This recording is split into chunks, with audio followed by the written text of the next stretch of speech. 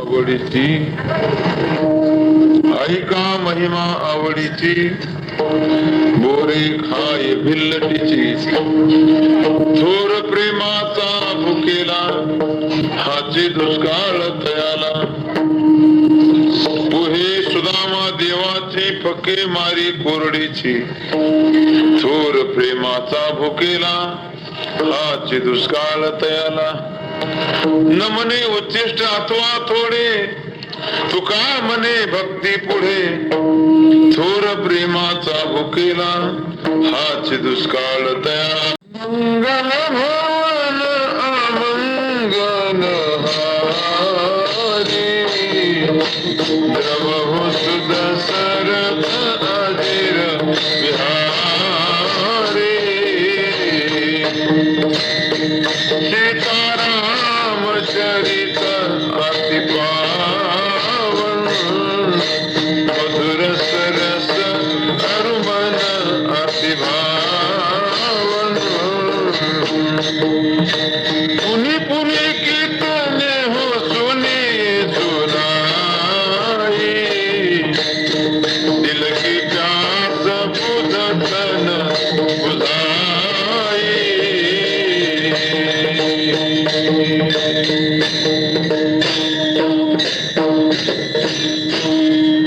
काय माझी वाणी मानेल संतासी नंदू चित्ताच्या आपुलिया जयांचे केलिया स्मरण होय सकळ विद्येचे अधिकरण तेची वंदू श्री चरण श्री गुरूंचे ते नमस्कारून आता एक कृपालव मात्रेन महिषो वेद पारणः ज्ञानेश्वरम नमाचार्य वंदे बद्धांजलिर्मुदा ओम नमो ज्ञानेश्वरा करुणा करा दयाळा तुमचा अनुग्रह लाभलो पावन झालो चराचरी मनोजवम मारुत तुल्य वेगम जितेंद्रियम बुद्धिमतां वरिष्ठम वातात्मजं वानरयुतं मुख्यं श्रीरामदूतं शरणं प्रपद्ये विठाला विठाला। ऐका महिमा आवडीची बोरे खाय भिल्लटीची थोर प्रेमाचा भुकेला हाची दुष्काळ तयाला। विश्ववंद्य महाराष्ट्र भूषण जगद्गुरु संत श्रेष्ठ तुकाराम महाराजांचा 4 चरणाचा अभंग छोटासा सर्वांच्या परिचित असलेला असा अभंग आहे। या अभंगाद्वारे तुकोबाराय भगवत प्राप्तीचा सोपा साधा आणि सरळ असा हा मार्ग दाखवत आहे।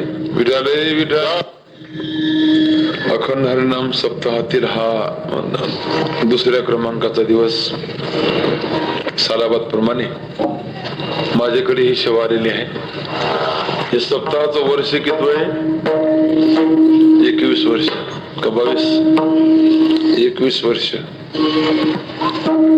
जवळजवळ रौप्य महोत्सवाकडे आपली वाटचाल चालू आहे। सर्व ग्रामस्थांच्या या सहकार्याने हा सोहळा संपन्न होतोय। तुमच्या सर्व ग्रामस्थ मंडळींच्या या विशेष सहकार्याने हा सोहळा संपन्न होतोय। त्यांचे सर्व आणि शिष्य मंडळ शिष्य परिवार टाळकरी मंडळी मृदंग वादक उत्कृष्ट कलाकार मंडळी गुणीजन मंडळ या सर्वांच्या एकत्रीकरणाने कार्यक्रमाला लाभलेलं हे विशेष सौंदर्य जमलेल्या या सर्व माता बहिणी अजून काही बाहेर गावाची माणसं आली असतील त्यांचं या ठिकाणी मनपूर्वक अभिनंदन आणि दुधामध्ये साखर पडावी या न्यायाने श्री हरी जगद्गुरु तुकाराम महाराजांची ही चतुशताब्दी या वर्षी चालू आहे। ठिकठिकाणी उत्सव चालू आहे, गाथा पारायण चालू आहे। म्हणजे तुकाराम महाराजांचा जन्म होऊन या वर्षी 400 वर्ष पूर्ण होत आहेत। काय सुवर्ण योग म्हणायचा। मग तुकाराम महाराजांना ही जगद्गुरु ही पदवी ही सार्थ साधली जाते। आपल्या महाराष्ट्राचं थोर भाग्य आहे की जगद्गुरु तुकाराम महाराज हे महाराष्ट्रामध्ये अवतीर्ण झाले, हे आपलं थोर भाग्य आहे। त्याच्यापेक्षा परम भाग्य आहे की तुकाराम महाराज ज्ञानोबारायांच्या नंतर आम्ही जन्माला आलो। यदा कदाचित त्यांच्या अगोदर जन्माला आलो असतो तर आपल्याला तुकाराम महाराज त्यांची गाथा हे आपल्याला कळाली नसते। ज्ञानेश्वर महाराजांच्या अगोदर जन्माला आला असतो ज्ञानोबाने आपल्याला कळले नसते, ज्ञानेश्वरी वाचायला मिळाली नसते. हे केवळ थोर भाग्य आहे. पहिलं भाग्य की आपल्याला मनुष्य देह मिळाला. दुसरं भाग्य हिंदुस्थान मध्ये मिळाला. तिसरं भाग्य महाराष्ट्रामध्ये मिळाला. चौथं भाग्य की तुकाराम महाराज ज्ञानोबांच्या महाराष्ट्रामध्ये सानिध्यामध्ये मिळाला. हे भाग्य आहे. पण एवढे अनेक सर्व भाग्य आपले एकत्र येऊन जर आपण परमार्थामध्ये पडत नसेल तर आपल्यासारखा भाग्यवान आपणच. विठ्ठल विठ्ठल. पाथर्डीकर महाराज मागे बसलेत का? मला वाटलं परत गेले का म्हणतात. आता ऐका म्हणतात म्हणजे नेमकं कोणाला म्हणतात? बरं, ज्यांना तुकाराम महाराज ऐका म्हणतात त्यांनी विचारलं होतं का? मला सांगा बरं. बरं, शहाण्या माणसांनी सांगितल्याशिवाय बोलावं का? असे बरेचसे प्रश्न या ठिकाणी उत्पन्न होतात, निर्माण झालेले आहेत. ते अगोदर ऐका म्हणतात हे नेमकं कोणाला?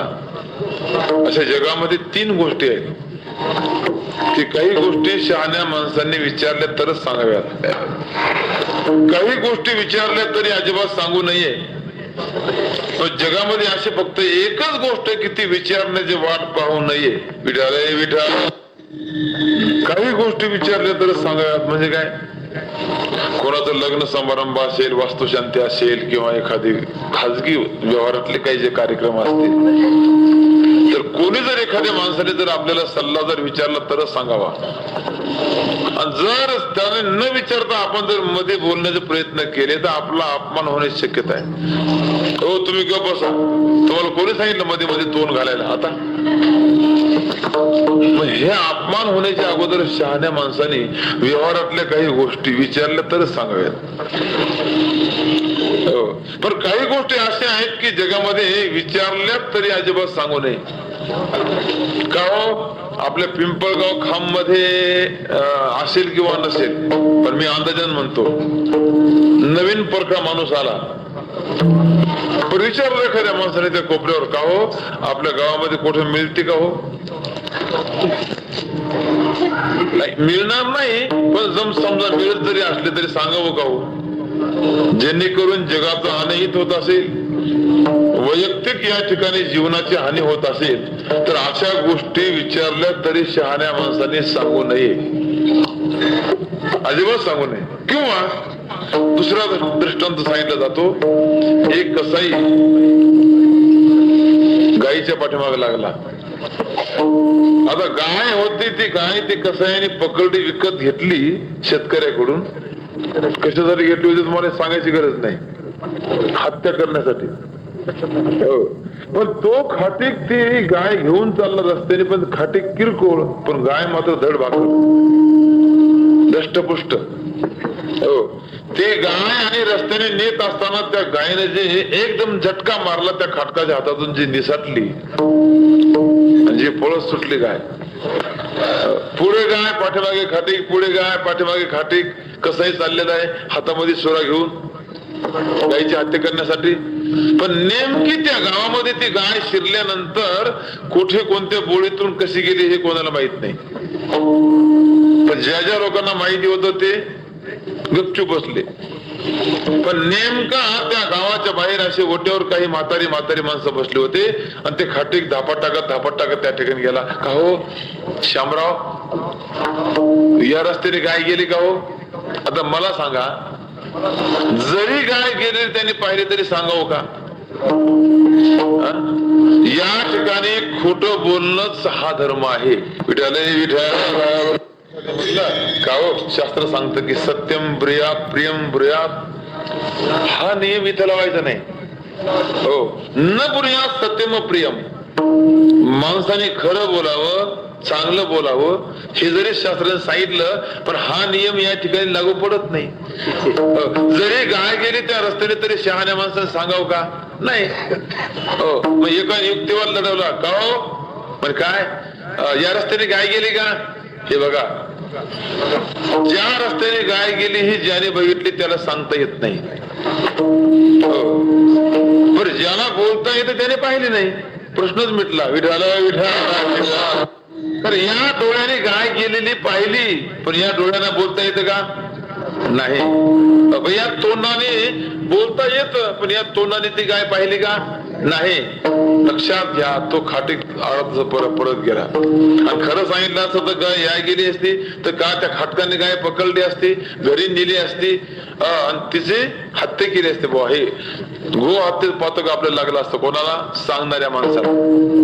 म्हणून जीवनामध्ये काही गोष्टी कोणी जरी सल्ला विचारला तरी अजिबात सांगू नये. पण जगाच्या एका इतिहासामध्ये फक्त अशी एकच गोष्ट आहे की ती मात्र विचारण्याची वाट पाहू नये.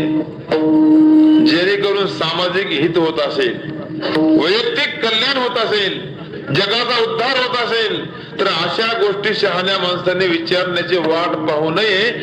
न सांगताच बोलावं. विठालय विठा. ही कोणती गोष्ट तुकाराम महाराजांनी सांगितलं, लक्षात घ्या. आता म्हणतात ऐका ऐका हो ऐका, मी तुम्हाला सांगतोय. परमार्थाला पथिक आणि परमार्थाला लागलेली काही माणसं लक्षात घ्या, ते सगळे साधन करून ती थकली. भगवत प्राप्तीचे सर्व शास्त्रामध्ये सांगितलेले साधन त्यांनी अवलंबन केले, प्रयत्न केले, पण त्यांना काही अनुभव येईना. म्हणून परमार्थापासून परान्मुख होणारी काही साधक मंडळी बरं, यांच्याकरता बोलतो तुम्हाला. तुकोबर आहेत, त्यांना आवर्जून सांगतात, बाबा कशाला तुम्ही बाकीच्या साधनामध्ये भानगडीत पडताय? तुम्ही मी सांगतो ते साधन करा, ऐका. विठालय विठालय. पण याच्यामध्ये एक मार्मिक भाग अशी आहे, उपदेशाचे दोन प्रकार आहेत. एक सामान्य उपदेश आणि विशेष उपदेश. आता सामान्य उपदेश म्हणजे सर्व जगासाठी केलेला हा स्वतंत्र उपदेश, सर्व जगांच्यासाठी सर्वांच्यासाठी केलेला उपदेश हा सामान्य उपदेश. पण वैयक्तिक एखाद्या व्यक्तीसाठी केलेला स्वतंत्र विशेष उपदेश हा विशेष उपदेश. सामान्य आणि विशेष.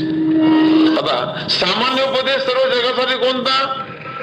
उदाहरणार्थ, पंढरीशी जारे आल्यानो संसार, दिनाचा सोयरा पांडुरंग, क्षण क्षण हाची करावा विचार, करावया पार भव सिंधू. असं हे जे उपदेश आहे हे सर्व जगासाठी केलेला उपदेश. लक्षात ठेवा.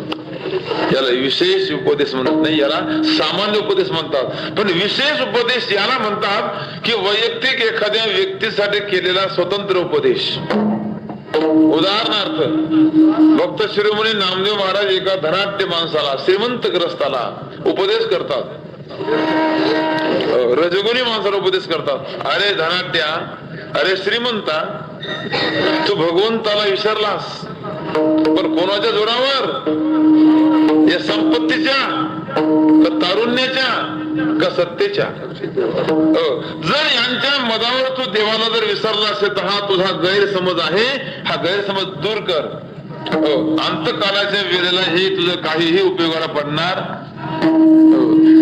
धनमान बळे नाठविष देवा, धनमान बळे नाठविष देवा,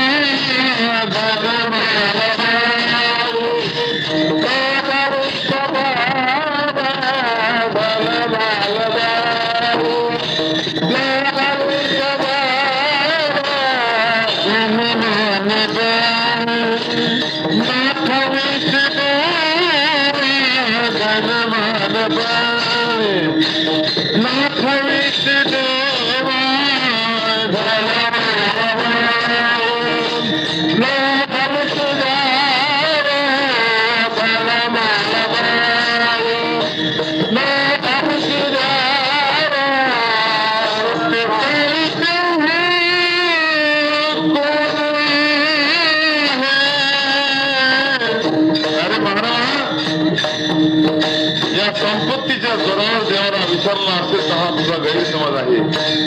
ही संपत्ती, तुझी धनसंपत्ती जागेवर राहील. मृत्यू काळी कोण आहे?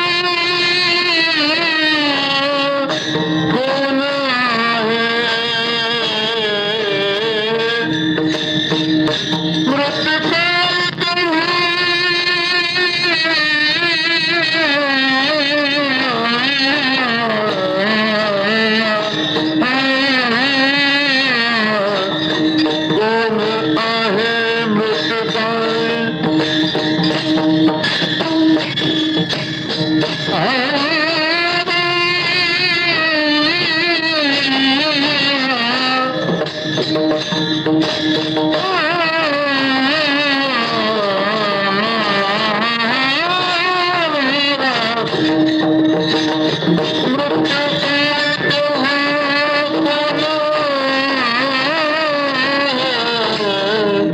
राहू द्या राहू द्या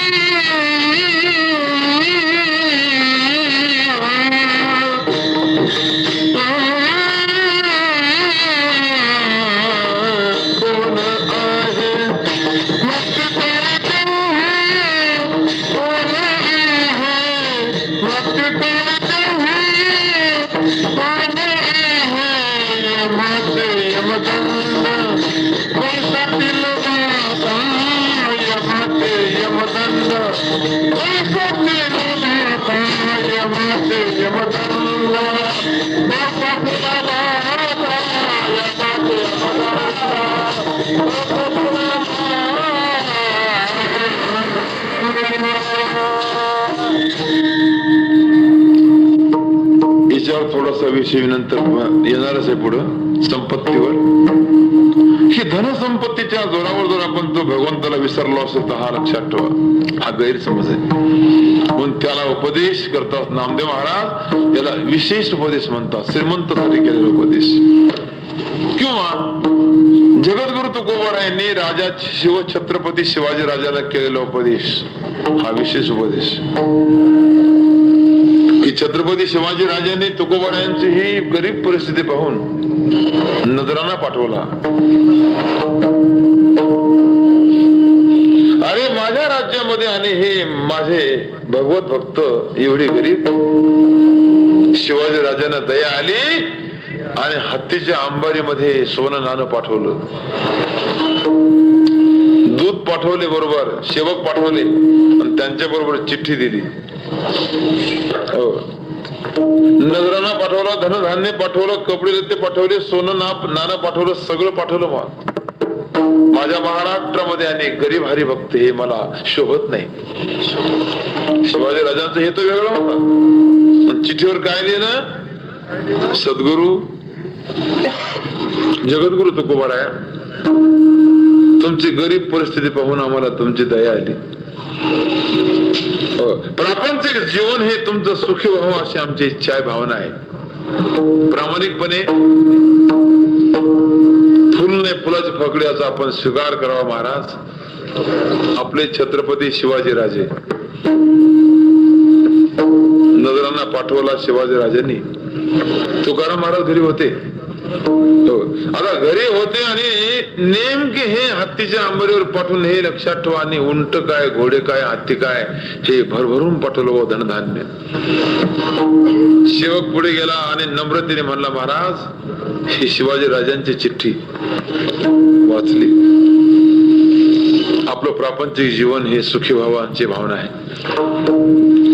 महाराज या गरिबांच्या भेटीचा आपण स्वीकार करावा. केवढी नम्रता. तुकाराम महाराज म्हटले, राजे तुम्ही राजे असता पण आम्हाला मुंगी आणि राव सारखाच आहे. मुंगी आणि राव आम्हा सारखाची जीव. शिवाजी राजे हे काय दिलं तुम्ही? हे नाशिवंत दिलेलं आहे. दिवट्या छत्री घोडे हे तो बऱ्यात न पडे.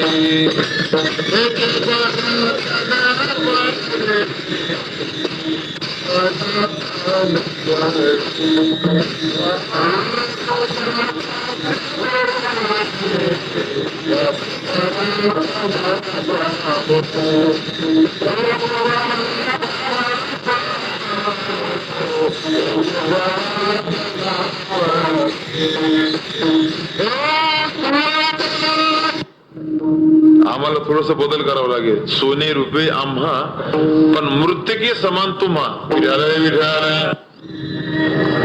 एवढं सोपं आहे का सांगा बरं? चिंबडीसह आम्हाला दमडीचा त्याग होत नाही. ज्याचं वैराग्य झोपेत कधी नष्ट होत नाही त्याला संत म्हणतात, लक्षात घ्या. हो, निजल्या अति उपवासी वैराग्य का? त्याच अभंग, त्याच कागदाच्या पाठीमागे शिवाजी राजांना उपदेश केला तुकोबारायांनी. राजे आपला प्रामाणिकपणा, आपली श्रद्धा मला पावली. पण काय दिलं तुम्ही हे? खरं जर तुमच्या अंतःकरणामध्ये इच्छा असेल की आमचं जीवन हे सुखी व्हावं, राजे, आम्ही आपल्याला विनंती करतो, आम्ही तेने सुखी म्हणा विठ्ठल विठ्ठल मुखी. फक्त तोंडातून फक्त विठ्ठल विठ्ठल हा शब्द ध्वनी काढा शिवाजी राजे, बस आमचं जीवन तिथं सुखी आहे. ईर तुमचे वित्त धन ते मज मृत्युके समान. राजे, अजूनही तुम्हाला सांगतो मी, फार मोठी जबाबदारी आहे तुमची. संपूर्ण समाजाचे तुम्ही नेते आहात. हजारो लाखो कोट्यावधी समाज तुमच्या पाठीमागे. राजे, फार मोठी जबाबदारी सांभाळली पाहिजे तुम्ही. त्यासाठी मी तुम्हाला एक तिसरा उपदेश करतो. कंठी मिरवा तुळशी, व्रत करा एकादशी, मनवा हरीचे दास. तुका म्हणे मज हे आस. शिवाजी राजांना केलेला उपदेश हा स्वतंत्र उपदेश. विठाले विठाले. मग नेमकं जगद्गुरु तुकाराम महाराजांना या अभंगामध्ये ऐका हे कोणाला सांगावं लागलं? अजून थोडस एक मार्ग भाग ऐका बर का. माणसाचे काही 4 प्रकार पाडले शास्त्रकारांनी. पामर विषयी, जिज्ञासवानी, मुक्त. थोडे 1-2 मिनिटं फक्त बुद्धीला ताण देऊन ऐका बर का, म्हणजे तुम्हाला कळेल. पामर विषय, जिज्ञासवानी, मुक्त हे 4 माणसाचे वर्ग. पण पामर आणि विषय हे दोन्ही एका सदरामध्ये मोडत असल्यामुळे त्या दोन्ही मिळून झाला एक बद्ध. बद्ध, मुमुक्षु, मुक्त आणि चौथा संत. आता नीट ऐका बर का. बद्ध कोणाला म्हणावं, मुमुक्षु कोणाला म्हणावं, मुक्त कोणाला म्हणावं आणि संत कोणाला म्हणावं, फक्त ऐकून ठेवा. लक्षात राहिलं तर राहिलं, नाही तर राहिलं, नाही तर नाही. बद्ध त्याला म्हणावं ज्याला अज्ञानाचं अज्ञान आहे तो बद्ध, ज्याला अज्ञानाचं ज्ञान आहे तो मुमुक्षु, ज्याला अज्ञानच नाही तो मुक्त, आणि सर्व जगाचं अज्ञान नाहीस करतात ते संत. विठालय विठालय. आता बद्ध जीव हा खरं देवाची गरजच नाही. उलट त्याला म्हणलं भक्ती करा, देव करा, टाळे वाजवा, भजन करा. भजन बिजान भजन बिजान. कायचं भजन, कायचं भजन, कायचं जेवण, कायचं देव. बद्ध त्याला देवाची गरजच नाही. आणि देवाने देवाने सुद्धा देवांना सुद्धा इच्छा नाही की भक्ती करा म्हणून. हा संपलेला माणूस आहे. ज्याला अज्ञानाचं अज्ञान आहे, ज्याला मला काहीच कळत नाही हेही कळत नाही, तो अतिबद्ध. ज्याला मला स्वतःला काहीच कळत नाही, इतकं जरी कळलं तर मी म्हणतो लय कळलं.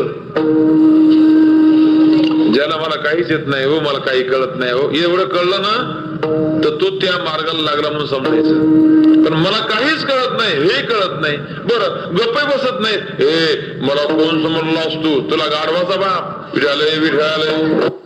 मग अशा माणसाला हजारो कीर्तनकार जरी उगाळून पाडले तरी परिणाम होईल का? हा बद्ध जीव लक्षात ठेव, याला देवाची गरजच नाही. बरं, तिसरा जो वर्ग आहे मुक्ताचा, याला देवाची गरज नाही. कारण चौथ्याच्या ठाई काहीच करणे नाही, म्हणून भक्तो एक पायी ऐसा ज्ञानी आजो. मुक्ताला देवाची गरज नाही, कारण तो देवरूप झाला म्हणून. चतुर्भुज झाला, देवरूप झाला, त्याला गरज नाही. पण देवरूप हा मुक्ताचे काही प्रकार पाळले बरं का. मुक्ताचे काही प्रकार आहेत. एक बद्ध मुमुक्ष, मुक्त आणि सिद्ध मुक्त. विठालय विठालय. ऋषीमध्ये थोडस एक मार्मिक भाग आहे. संतांच्या ठिकाणी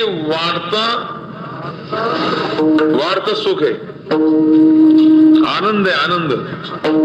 बद्धाच्या ठिकाणी आनंद तर नाहीच नाही, पण आनंदाचा भोग बी नाही. पामर विषयीच्या ठिकाणी आनंद नाही, भोग बी नाही. मुक्ताच्या ठिकाणी आनंद आहे पण त्याचा भोग नाही. नीट आहे का बरं का. मुक्ताच्या ठिकाणी आनंद आहे, आनंदाचा सागर आहे, पण त्या आनंदाच्या सागराचा भोग नाही. पण संतांच्या ठिकाणी आनंदाचा सागर बी आहे आणि त्या सागराचा भोग आहे. सर्व सुख ल्यालो आनंदी निर्भर. संतांच्या ठिकाणी आनंदाचा भोग बी आहे आणि आनंदाचा समुद्र आहे. हो, पण बद्धाच्या ठिकाणी आनंद नाही आणि भोग बी नाही. आता याच्यात थोडासा मार्मी भाग असं लक्षात ठेवा की बद्धाच्या ठिकाणी वृत्ती आहे, परंतु त्या वृत्तीचा विषय हा संसार असल्यामुळे, भोग असल्यामुळे आनंदाचा भोग नाही. पण मुक्ताच्या ठिकाणी आनंदाचा सागर आहे, पण वृत्तीचा लय असल्यामुळे तो आनंद भोगायचा कुठं? कारण आनंद भोगण्यासाठी वृत्ती असावी लागते. आणि मुक्ताच्या ठिकाणी वृत्ती नाही म्हणून त्या आनंदाचा भोग नाही. पण संतांच्या ठिकाणी वृत्ती आहे, परंतु वृत्तीचा लय नाही. वृत्ती आहे म्हणून त्यांना भोग आहे. आनंदाचा काय भोग आहे, म्हणून आनंदाचा भोग आहे अशा म्हणणारे संतांनी म्हणावं, आनंदाचे डोही आनंद तरंग, आनंदाचे डोही आनंद तरंग,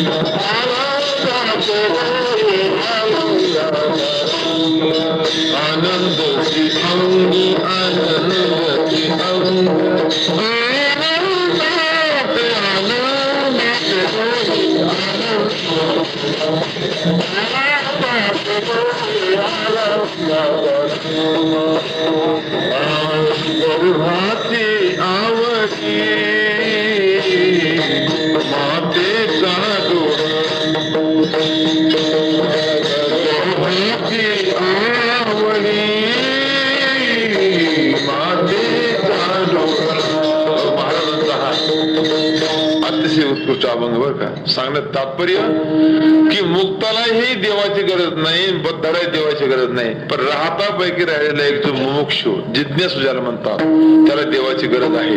पण योग असा की या मुमुक्षु वर्गाने, जिज्ञासू माणसाने देवासाठी नाना तऱ्हेचे प्रयत्न केले, पण देव काय त्यांच्या स्वप्नामध्ये येईना.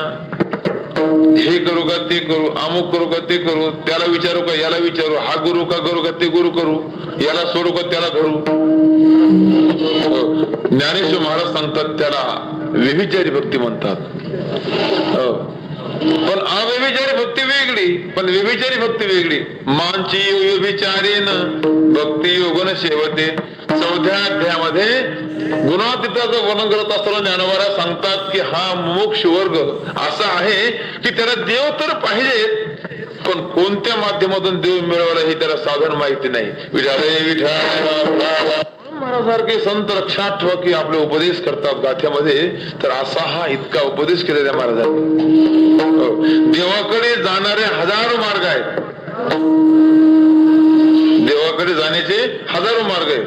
आता कोणत्या मार्गाने आपण गेलो म्हणजे आपल्याला हा मार्ग सोयीस्कर सापडेल, हा विचार प्रत्येकाने शहाण्या माणसाने केला पाहिजे. नाशिकला जायचं किंवा आपल्याला पुण्याला जर जायचं झालं तर सोयीस्कर मार्ग कोणता? पुण्याला जायचं सोयीस्कर मार्ग कोणता? नाशिक मार्गच का नाही? इथून नाशिक रोडला जायचं, नाशिकला जायचं, नाशिकवरून औरंगाबादला जायचं, आणि औरंगाबादहून नगर मार्गे पुन्हा किती सोयीस्कर आहे? हे सोयीस्कर आहे काय? अरे उलट मार्ग आहे. तसे बाकीचे मार्ग हे सगळे उलटे, लक्षात घ्या. पण तुकाराम महाराजांनी काय केलं की अधिकार तैसा करू उपदेश साहे ओझित्यास तैसे देव. ज्याचा तसा अधिकार आहे त्या अधिकाराप्रमाणे हे मार्ग अवलंबन करा हे सांगितले, लक्षात घ्या. पण शास्त्रामध्ये सांगितलेले आहे की 2 मार्ग इतके कठीण आहेत की कलियुगातल्या माणसाने त्याचं नाव सुद्धा काढू नये. एक सूक्ष्म मार्ग आहे आणि एक दुस्तर मार्ग आहे. पण जगद्गुरु तुकाराम महाराज सारख्या महान संतांनी हे दोन्ही मार्गाचा निषेध करून निषेधपूर्वक बोललेला आहे की दोन्ही मार्गांना काय झालं. मी म्हणतो की देवाची भक्ती सोडून इतर सगळ्या मार्गांना कॅन्सर झालाय. विठालय कलियुगात, बरं का, कलियुगात सांगतो तुम्हाला मी. कारण श्रीमद भागवतामध्ये मार्ग सांगितलेले 4 युगामध्ये 4 मार्ग होते भगवत प्राप्तीचे. 4 मार्ग सांगितले होते. कोणते? कृत्य ध्यायते विष्णू त्रिदयाम जेतो मदही वखही द्वापारे परिचर्यायाम कलवतात हरी कीर्तनाम. कृत त्रेता द्वापार आणि कली. या 4 युगामध्ये 4 मार्गाचं अवलंबन केलं होतं. पण तुकाराम महाराजांनी या 4ही सगळ्या मार्गाचा इथं काय केला? निषेध केलेला आहे आणि कलियुगामध्ये श्रेष्ठ असणारा मार्ग सांगितलेला आहे. मोडून यावाता सूक्ष्म दुस्तर, मोडून यावाता सूक्ष्म दुस्तर. तुम्ही नेहमी म्हणता ती चाल म्हणून हे सोपे काढले सर्वांना म्हणता यासाठी सांग म्हणून मुद्दाम काढले मी. घ्याल का हो राया सूक्ष्म दुस्तर केला राज्यभार चाली आहेसा. पण एक सांगतो आपल्याला की महाराज सांगतात की सर्व आणि मार्गाचे सर्वजण अधिकारी आहेत का? नाही. सकाळी उठल्यानंतर आपल्याला योग्य मार्ग जो आहे तो माणसाने शोधावा. उदाहरण सांगितलेलं आहे की सकाळी उठल्यानंतर आपल्याला जिकडे तिकडे वाटा दिसतात. वाटा पण सगळ्या वाटांना की आपण जाऊ शकत नाही. पण आपल्याला ज्या रस्त्याने जायचं त्या रस्त्यात फक्त विचारलं पाहिजे. हे किंवा या पृथ्वीवर जिकडे तिकडे पाणी झालेलं आहे. पाणी पण एवढ्या पाण्याचा आपल्याला काय उपयोग करायचा नाही. आपल्याला जितकं लागतं तेवढंच घेतलं पाहिजे. तसं या शास्त्रामध्ये भगवंताकडे जाणारे हजारो साधन जरी सांगितले तर सर्व साधनाचा आपल्याला अवलंबन करू शकत नाही. तिथपर्यंत आमचा अधिकार पोहोचत नाही. म्हणून तुकोबरायासारख्या महान संतांनी जसे जसे माणसाचे अधिकार आहेत ना त्या अधिकाराप्रमाणे मार्ग दाखवलेले आहेत. किंवा एक दुसरं प्रमाणे अधिकार तैसा दावेला मार्ग चालत आहे मग कळू येते. चालत आहे मग कळू येते. इथं दृष्टांत सांगितलं जातो. एक मुंबईला राहणारा एक सुशिक्षित ग्रस्त म्हणजे त्याचा जन्म झाला खेड्यामध्ये. पण जन्म हा खेड्यामध्ये झाल्यामुळे त्याचं सगळं आयुष्य मुंबईला गेलं. तिकडं त्यांनी बंगला बांधला, नोकरी लागली, संसार थाटला. 25-30 वर्षामध्ये गावाकडे जाणं झालं नाही. जन्म झाला कुठं? खेड्यावर. राहतो कुठं? मुंबई. बरं, एवढा सुशिक्षित तो पदवीधर, पायी चालायची सवय नाही. घराच्या बाहेर पडला की टॅक्सीतून लोकल मधून खाली उतरला की परत टॅक्सीतून परत कंपनी डायरेक्ट. येताना तसंच चालायची सवय नाही. पण एकदम त्या साहेबांना अशी एक लहर आली. आपण 25-30 वर्षापासून आपली जन्मभूमी असणारी त्या गावी आपण गेलो नाही. चला आपल्याला जायचं आता. जत्रा बी जवळ आली. पण जत्रेचं निमित्त करून तो साहेब हातामध्ये सुटकेस घेऊन निघाला. पण ज्या गावाला जायचं होतं ते गाव त्याला माहिती नाही. कारण बरेच काळ लोटला. बर, किती लांब आहे तेही माहित नाही. आणि एसटी महामंडळाच्या गाड्या आतापर्यंत मला वाटतं डोंगरापर्यंत पोहोचल्या. तर काही सुद्धा अजून गावं एसटी पासून वंचित आहेत. त्यापैकी हे एक गाव. मेन रस्त्यापर्यंत साहेब त्या गाडीतून खाली उतरले. 7-8 रस्ते दिसले. आमच्या गावाला रस्ता कुठं जातो? आमचं गाव नेमकं आहे कुठं? इथून किती लांब आहे? मला जायला किती वेळ लागेल? काही साधन आहे का? सगळं शोधलं पण काही दिसेना. माणूस दिसेना. सगळं सामसूम. पण शेजारीच एका शेतामध्ये एक म्हातारा शेतकरी बाबा शेतामध्ये नांगर हाकत असताना त्यांनी साहेबांनी पाहिला. साहेब तिथपर्यंत गेले. राम राम हो शेतकरी दादा. राम राम साहेब, आपण मुंबईचे दिसताय. वा हा. साहेबांनी विचारलं, शेतकरी बाबा मला अमुक त्या गावाला जायचे, ते गाव इथून किती लांब आहे हो? बरं, इथून किती लांब आहे, कोणत्या दिशेला आहे आणि मला जायला किती वेळ लागेल? 2-3 प्रश्न एका सोयीने विचारले. ते गाव किती लांब आहे, कोणत्या दिशेला आहे, मला जायला किती वेळ लागेल? शेतकरी त्याच्यापेक्षा हुशार. साहेबा एक काम करा, चालायला लागा. साहेब म्हणले बरोबर आहे, खेड्यातली येडी. मी सुशिक्षित, मी विचारतो काय आणि हा उत्तर देतो काय? अहो बाबा, तुम्हाला चांगल्या भावने विचारतो. ते गाव इथून किती लांब आहे, कोणत्या दिशेला आहे, मला जायला किती वेळ लागल? साहेब, तुम्हाला पुन्हा सांगतो, मी चालायला लागा. काय म्हणलं तू? चालायला लागा. साहेबाला राग आला. रागाच्या भरामध्ये साहेब ते भडाभडा भडाभडा चालत सुटले. 10-20 पावलं पुढे गेले की शेतकरी ओरडला, थांबा. का हो, आता का बोलता तुम्ही? राग मानू नका साहेब. इथून तुम्हाला त्या गावाला जायला बरोबर 1.5 तास लागेल. ते कसं ओळखलं? अहो, तुम्हाला चालायला लागा म्हणले, याचा अर्थ तुम्ही गैरसमज करू नका साहेब. चालायला लागामध्ये याचा अर्थ असा होता की तुमच्या गाडीचं ॲव्हरेज किती होतं मला ते पाहिजे होतं. विठालय विठालय. मी ओळखले की तुमची गाडी ही ॲव्हरेज देणारी नाही. तुमची गाडी ॲव्हरेज देत नाहीत. आम्ही जातो इथून एका 15-20 मिनिटांमध्ये. पण साहेब, तुम्हाला जायला 1.5 तास लागेल. का? तुकाराम महाराज सांगतात, चालत आहे मग कळू येते. विठालय विठालय. करूपदेश हे नाना तऱ्हेचे साधन या शास्त्रात सांगितलेले, लक्षात घ्या. पण आम्हाला देवाकडे तर जायचं, देव तर पाहिजे, पण नाना तऱ्हेचे साधन करून हे थकलेले साधन. मोडून या वाटा सूक्ष्म दुस्तर. आता नीट आहे का बरं का? कर्म मार्ग हा सूक्ष्म आहे आणि योग मार्ग हा दुस्तर आहे. विठालय विठालय. हे सांगतो मी, योग मार्गही श्रेष्ठ आहे, कर्म मार्गही श्रेष्ठ आहे. इथे निश्चित करत नाही मी, पण कलियुगातल्या माणसाने त्याचं नाव काढू नये. अतिशय सूक्ष्म आहे कर्म मार्ग, पण देवाकडे जाणारा हा अगदी जवळचा मार्ग नाही. मग या कर्म मार्गाने अंतःकरण शुद्धीद्वारा वैराग्य आणि वैराग्यामध्ये ज्ञान प्राप्त होतं, विवेक जागृत होतो आणि मग या क्रमाक्रमाने तिथपर्यंत जातो. कर्म मार्ग हा देवापर्यंत नेतचं साधन नाही, जवळचं साधन नाही, सूक्ष्म आहे. सर्व माणसाने कर्म केलं पाहिजे आणि शास्त्राने सांगितलेलं आहे की शहाण्या माणसाने कर्माला बंधन घेतलं पाहिजे. सूक्ष्म आहे. कर्म धर्म नव्हती सांग उन्या अंगी पतन. घराच्या बाहेर पडलं की कर्म सुरू झालं, नियमाने वागलं पाहिजे. शास्त्र आहे. घराच्या बाहेर पडत असताना कोणता पाय पुढे टाकावा हेही शास्त्र आहे. बरं सांगतो मी, आपण घरामध्ये असताना आपली नाडी कोणती चालू ती अगोदर बघा. इडा नाडी आणि पिवला नाडी, सुषुम्ना. पण सुषुम्ना नाडीचा इथे विचार नाही. इडा नाडी आणि पिडा नाडी.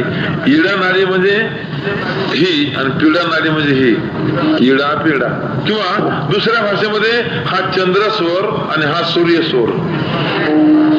हे दोन्ही स्वर आपले हे एका सोयीने चालू नसतात. तुम्ही आता बघा, तुम्ही आपले स्वर शोधून बघा. तुम्ही दोन्ही नागपुढे जे स्वर चालू नसतात.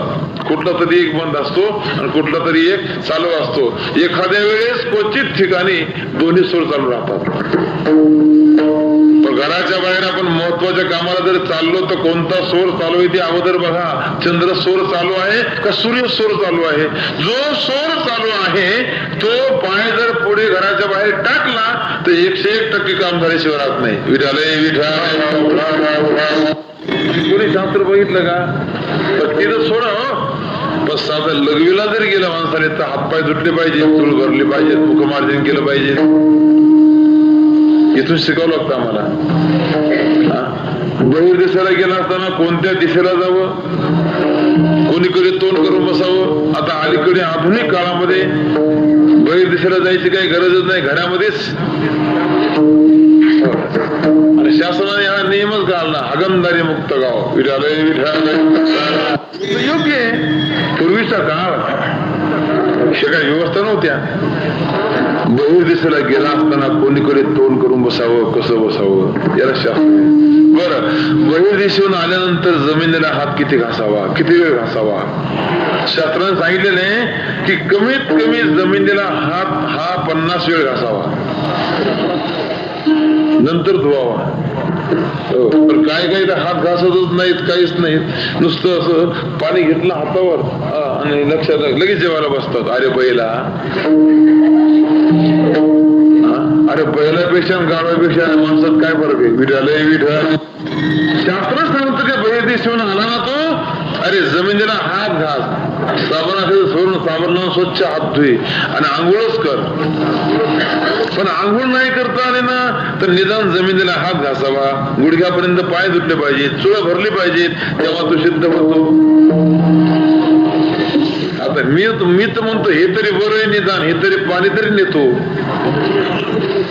पण काही काही भागामध्ये मी स्वतः प्रत्यक्ष पाहिले की त्या गावामध्ये ती परंपराच नाही. त्या गावाचं नाव सांगत नाही मी तुम्हाला, इथून ते काय लांब, फार लांब नाही ते गाव, नगर जिल्ह्यामध्ये गाव आहे. रात्री कीर्तन केल्यानंतर मी आपलं सकाळी मी माझं काम करण्यासाठी ज्या दिशेला चाललो होतो त्या दिशेला रांगच लागली बुवा. 10-15 माणसं पुढे गेले, काही येतात काही जातात, काही येतात काही जातात, काही 10-15 माणसं. मी म्हणलं भानगड काय? सगळे हात बांधून एकाला मी विचारलंच बुवा, गोळच राम राम घातला, राम राम, ओळख नाही काय नाही काय नाही. का हो? इकडे 10-15 माणसं पुढे गेले, येतात काही जातात काही येतात जातात काही, काय भानगड काय? त्याने सांगितलं महाराज हे सगळे बहिर्दिशेला चाललेत. बहिर्दिशेला? बहिर्दिशेला? हो. आपण काय दगड बिगड चिनपाड तांब्या अजून तुम्ही लय माग राहिलात मागा महाराज. त्याने मला इडीत काढलं, पण त्याने माझ्या हातात पाहिलं होतं विठाल विठाल विठा नाही माग राहिला. अहो पण हे असलं हे कसं गरीब वागतात तुम्ही लोक? नाही म्हणजे महाराज आमच्या गावातलं शास्त्र आहे. कसं काय? यातलं काही गरज नाही, पाण्याची अजिबात गरज नाही. मग एक गारगोटी मिळाली की काम झालं. तिथंच सुरू त्याच. मी म्हणलं का हो एवढी ही गरीब कसं काय वागतं बरं? गारगोटी काय सर्व ठिकाणी मिळत नाही. अहो ते सांगितलं महाराज एक गारगोटी मिळालं, एक गारा नदी 12 नदीचं पाणी घेतल्यासारखं आहे. शाबास. आणि गारगोटी नाही मिळलं तर पुढचा मार्ग आहेच की महाराज, एक पत्तर नदी 70. एक जर दगड मिळाला की 70 नद्यांचं पाणी. आता मी म्हणलं आता निघून जायचं की नाही? मी म्हणलं गारगोटी नाही मिळाली, दगड जर नाही मिळाला तर पुढचा मार्ग तुम्ही काय करता हो? अहो हे दोन्ही जरी गोष्टी नाही मिळाल्या महाराज तर तिसरा एक मार्ग आमच्याकडे आहे. कोणता? ढेकळम सप्तसागरम. निदान ढेकूळ तरी मिळालं नाही. मी म्हणलं ढेकूळ जर नाही मिळालं तर अहो महाराज तिथे पुढचा शेवटचा जालिम उपाय आमच्याकडे आहे. कोणता? या तिन्ही गोष्टी जर नाही मिळाल्या तर शेवटचा जालिम उपाय प्रकंड मोक्षदायकम. हे असे गलिच्छ आणि बैलालाही लाजवणारी माणसं, नीच माणसं, यांना कर्म पटेल का? सूक्ष्म कर्म यांना कळेल का? म्हणून ज्ञानोबा सांगता म्हणून कर्मी जाया अयोग्यता तयाशी नैष्कर्म्यता न प्रगटावी खेळता आधी करोनी. त्यासाठी माऊली एक दृष्टांत सांगतात. सर्वसामान्य ज्यांचा अधिकारच नाही त्याला बाकीचे मार्ग शास्त्रातले पटणार नाहीत. माऊलीने दृष्टांत दिलेलं आहे. एक श्रीमंतग्रस्त जोडप, करोडोपती, भयंकर साधन उपलब्ध आहेत, पैसा ठेवायला जागा नाही, पण एक त्याच्या जीवनामध्ये फक्त कमतरता होती. हो कोणती? फक्त त्यांच्या घरामध्ये रांगत नव्हतं, मूल होत नव्हतं. पण त्यासाठी त्याने बरेच प्रयत्नही केले, नाही असं नाही. या देवाला जा, त्या देवाला जा, इकडे जा, तिकडे जा, असे साधनं त्यांनी पुष्कळ प्रयत्न केले. गुजरातलाही जाऊन आला, पण तरी त्याला काही मुलगा झाला नाही. पण एका देवऋषीने मात्र नारळ मंत्रून दिल्यामुळे त्याला पोरगा झाला. देवऋषी आता आपल्या भागात त्याला काय म्हणतात? नाशिक जिल्ह्यामध्ये देवऋषीला ते नारळ देतात भरून, गंडे दोरी देतात ते. बघा बघा शाबास.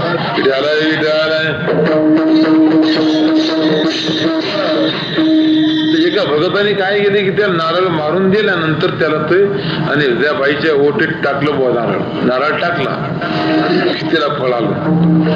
तुम्ही असं काय समजू नका. तुम्ही जरी दिसायला हे बिचारे साधे भोळे असतील पण मंत्राचं सामर्थ्य किती आहे बघा. अरे मंत्राचं सामर्थ्य आहे, ताकद आहे. ओटीत टाकल्याबरोबर त्या बाईला खरोखर फळ आलं बुवा. म्हणून सज्जन हो, आज महाराष्ट्रावर फार मोठं उपकार त्यांची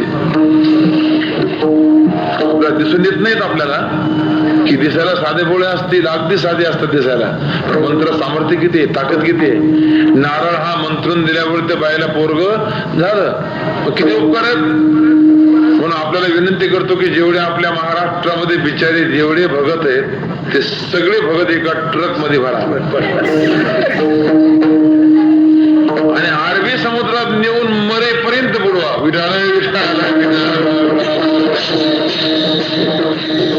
आता इथं बोलायचं माझा अधिकार नाही, पण तुकाराम महाराज सांगतात म्हणून बोलतो.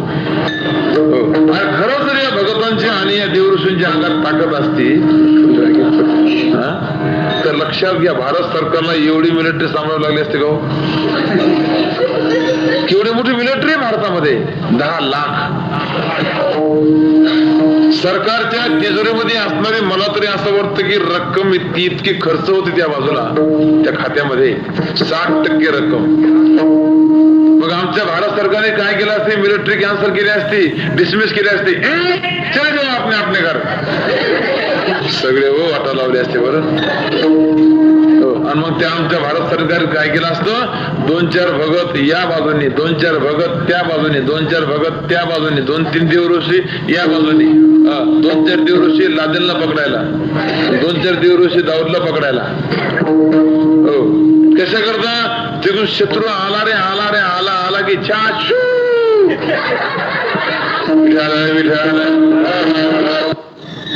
एकनाथ महाराज सांगतात, अरे विज्ञान चंद्रापर्यंत गेले तरी या जाती कधी सुधारायच्या नाही बुवा, कधी सुधारायच्या. का? कोणत्या जाती? यांच्या पाठीमागे लागलेल्या. कसे लागले कसे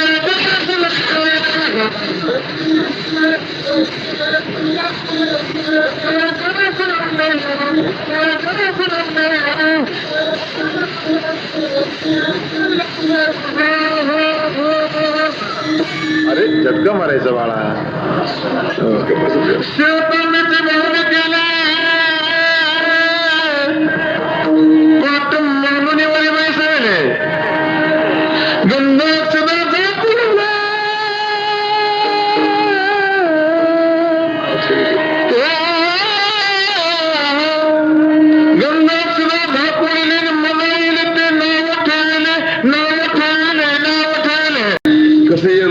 तुम्हाला म्हणजे तुम्हाला नाही बरोबर का? काय लक्षात ठेव बावळपण आहे हा. तुकाराम महाराज सांगतात, आणि खरोखर जर या भगवंतांच्या अंगामध्ये शक्ती ताकद आणि यांच्या नारळाने जर पोरं झाली असती, संतती झाली असती, मुलं बाळा झाली असते तर एवढा मोठा 2-2, 3-3 लाख रुपये हुंडा देऊन लग्न करायची गरजच नव्हती ना. कशाला लग्न करायचं? नवराच करायचा नाही. घेतला नारळ की पोरगा, घेतला नारळ की 900 कन्या पुत्र होती तरी का करणे लागे पती, हे महाराज म्हणतात, लक्षात ठेवा. म्हणून अशा प्रकारचे नाना तऱ्हेचे प्रयत्न करून त्या श्रीमंताला पोरगा होईना, म्हणून त्यांच्या अदृष्टाने त्याला म्हातारपणी पोरग झालं. आणि एकच पोरग म्हातारपणी झालेलं आणि अतिशय लाडकं, पुढे होण्याची शक्यता नाही. मग काय विचारता? श्रीमंत घराणा. मग आई बापाला इतका आनंद वाटला, इतका आनंद वाटला, महाराज त्यांनी आनंदोत्सव केला, त्यांनी फार फार आनंद केला. कमी झाला. त्या आई बापाने स्वप्न रंगायला सुरुवात केली की माझ्या आता मुलाला काय बनवायचं? डॉक्टर बनवायचं का, इंजिनियर बनवायचं का, वकील बनवायचं का, राजकारणी बनवायचं का, विनाकारणी बनवायचं का, गजकरणी बनवायचं, हे करू का ते करू, अमुक करू का तमुक करू. स्वप्न रंगू लागले बर काय. बायकोला म्हणतोय, बर मूल जन्म होऊन किती अजून बरं काय 4च दिवस झाले, अजून 5वे पण झाले नाही, 4च दिवस झाले. आपसामध्ये चर्चा करतात, अगं मला तर असं वाटतं की आपल्या बाळाला डॉक्टर बनवावं. नाही बाई, डॉक्टर नको, ते लईच अभ्यास करावा लागतो, ते बेड क्या कापणं, अमुक करणं, तमुक करणं, नको नको बाई, डॉक्टर नको. मग माझं मत आहे की असं करू आपण, वकील. वकील तर नको बाई, खोटं बोलावं लागतंय. व म्हणजे वटवट करणारा, की म्हणजे किरकिर करणारा, ल म्हणजे 1 नंबरचा लबाड बोलणारा. विठालय विठालय. बरं इंजिनियर, त्याचे डोकं सुपर चालतं म्हणे. मग नेमकं काय करायचं म्हणून दोघांचंही एक मत पड, दोघांचं असं वाटतं की आपल्या बाळूला का नाही पैलवान बनायचं. पैलवान पैलवान, वा वा वा, दोघांनी शिक्का मारला. काय करायचं ठरलं, पैलवान. आता पैलवान बनवायचं म्हणजे साधा सुद्धा पैलवान नाही, हिंद केसरी सारखा पैलवान बनवायचं. हिंदुस्थानमध्ये कोणी हात नाही धरला पाहिजे एवढा असा पैलवान बनवायचं. आणि आतापासून जर तयारी केली तर जमल का नाही. आणि जर एकदम डायरेक्ट जर समजा तयारी केली, एखादा हिंद केसरी पैलवान जर आपल्या पिंपळगावामध्ये आला, समजा कल्पना करा, आणि तुम्हाला उठवलं कुस्ती खेळायला, बोलणार का तुम्ही? कुस्ती खेळणार का? टंगडं मोडून घेसाल ना. विठा आलाय विठा आलाय विठा. 6.5 फूट उंची, बिरदार शरीर, 135 किलो वजन, तगडं शरीर. खेळता का कुस्ती?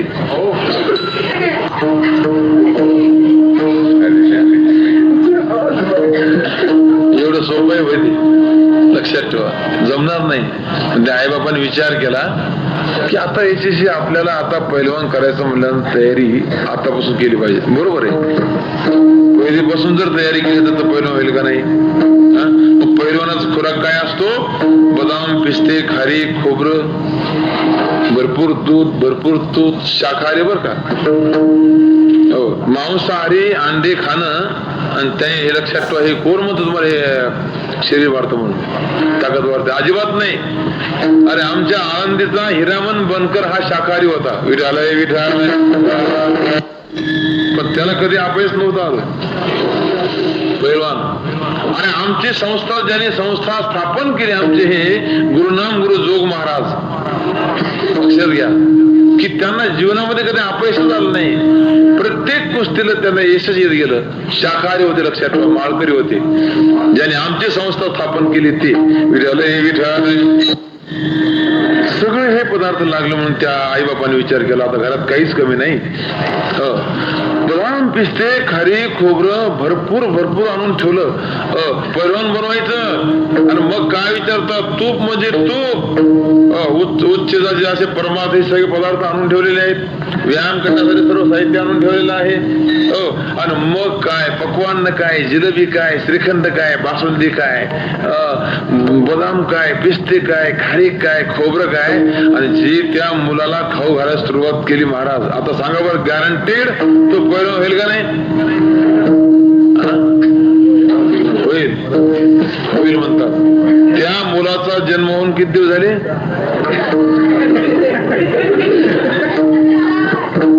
मी म्हणत नाही, ज्ञानोबा सांगतात. अरे ज्या 4 दिवसाच्या लहान बालकाला आपल्या आईच्या अंगावर जर दूधही पिता येत नाही आणि त्याला पकवानं जर खाऊ घातलं तर ते पैलवान होईल का तरी उचलावं लागेल. चांदीचे डोळे काय, बरोबर, राईट. आता माऊलीची उभी आहे का, जी सायाशी स्तन्य शेवी ते पकवानने केवी जेवी म्हणून जैशी बाळका नेदावी धनुर्धरा. अरे अर्जुना, हे जसं त्याला देणं अयोग्य, तसं व्यवहारामध्ये ज्याला साधा कर्म करता येत नाही, ज्याला कसं वागावं हे कळत नाही, आणि त्याला ही नैष्कर्म्य स्थिती पटल का? पण हा मार्ग सूक्ष्म असल्यामुळे तुकोबऱ्यांनी मोडला. चला, मार्ग क्रमांक 2 एक सांगतो मी, दुस्तर मार्ग. विठाला विठाला, दुस्तर मार्ग हा अष्टांग योग. लक्षात ठेवा, तुम्हाला सांगतो, अष्टांग योगाचं ध्यान धारणा हे करायला, हे कलियुगामध्ये करू नका तुम्ही. हे शक्य नाही. कशा नाक दाबताय तुम्ही, कशा डोळे फिरवताय, कशा डोळे पांढरे करताय, कशाला प्राणवायू कोणताय. प्राणवायू अपानवायू हे दोन्ही वायूचा संयोग झाल्यानंतर त्या ठिकाणी कुंडली जागे करण्यासाठी इतकं सोपं होते. कलियुगातल्या माणसाने या भानगडीमध्ये पडू नका, हे शक्य होणार नाही असे योगीराज ज्ञानेश्वर महाराज सांगतात. आता ज्ञानोबा हे सर्वसामान्य म्हणतो, ज्ञानेश्वर महाराज हे अनुभवातून बोलतात. अरे बाबा, या जगामध्ये एकनाथ महाराज सांगतात की ज्ञानेश्वर महाराज हे परम योगीराज. ज्ञानराज माझे योग्यांची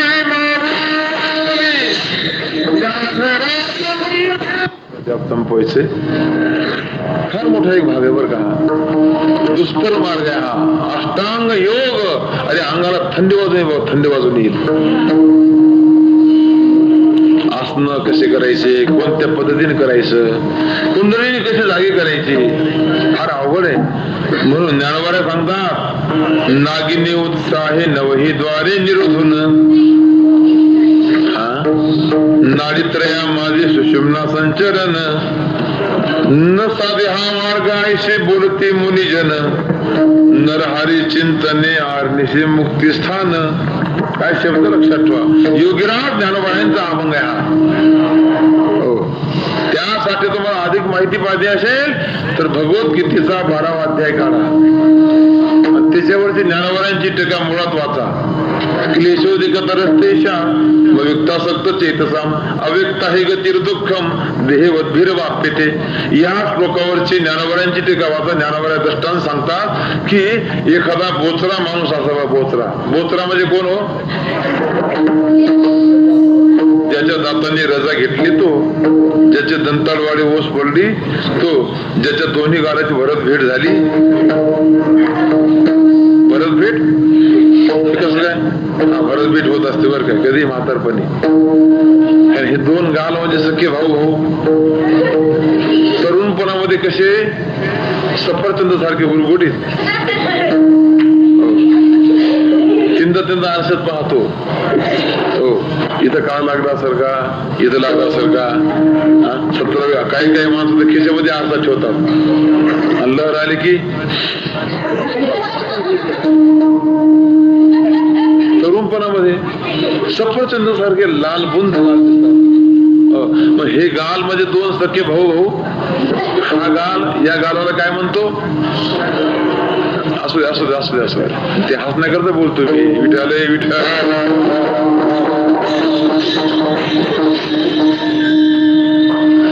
हे गाल या गालाला काय म्हणतो? हे दोन सख्खे भाऊ हो का नाही. पण हा म्हणतो, भाऊ तुम्हाला कधी भेटशील रे. अरे दादा तुम्हाला कधी भेटशील रे. हा गाल म्हणतो, तुला काही एवढी घाई झाली, अरे थांब की जरास. आणि मग काय झालं की दोघांचे लागले भांडणं. कोणाचे?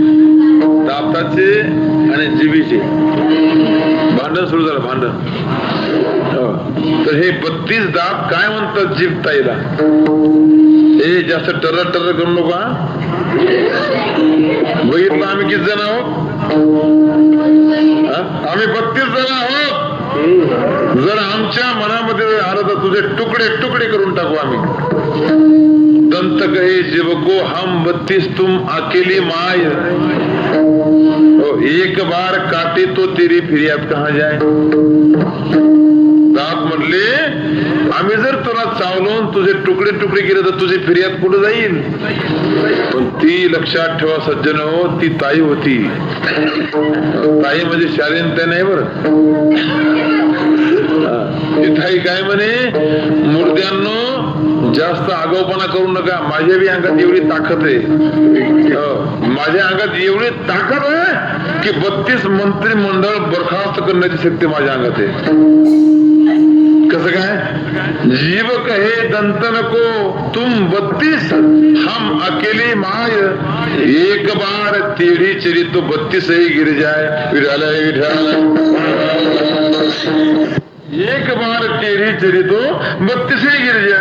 जर समोरच्या माणसाला जर विनाकारण जर शिवी दिली बसल्या बसल्या तर दात पाडा म्हणायची गरज आपोआप पडतात.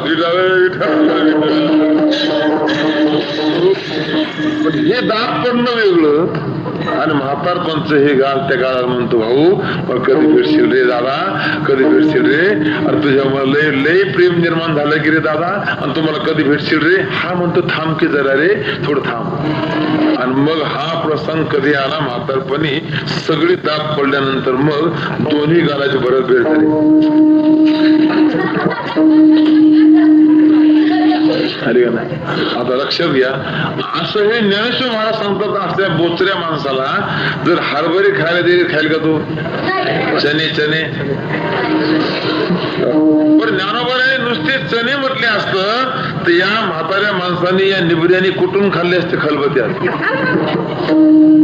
आणि खलबत्ता घेऊन तो कीर्तन झाला असता. महाराज का हो ती ज्ञानेश्वरीतली ओळख काढून टाका.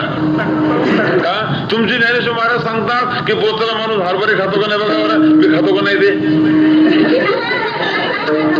पण लक्षात घ्या, ज्ञानोबारांच्या शब्दाला गालबोट लावणारा अजून जन्माला यायचा आहे. ज्ञानेश्वर महाराज सांगतात हे चणे नाही, मग लोखंडाचे हरभरे, लोखंडाचे चणे. जर लोखंडाचे हरभरे जर त्या बोचऱ्या माणसाला जर खायला दिले तर त्याचं पोट भरल का?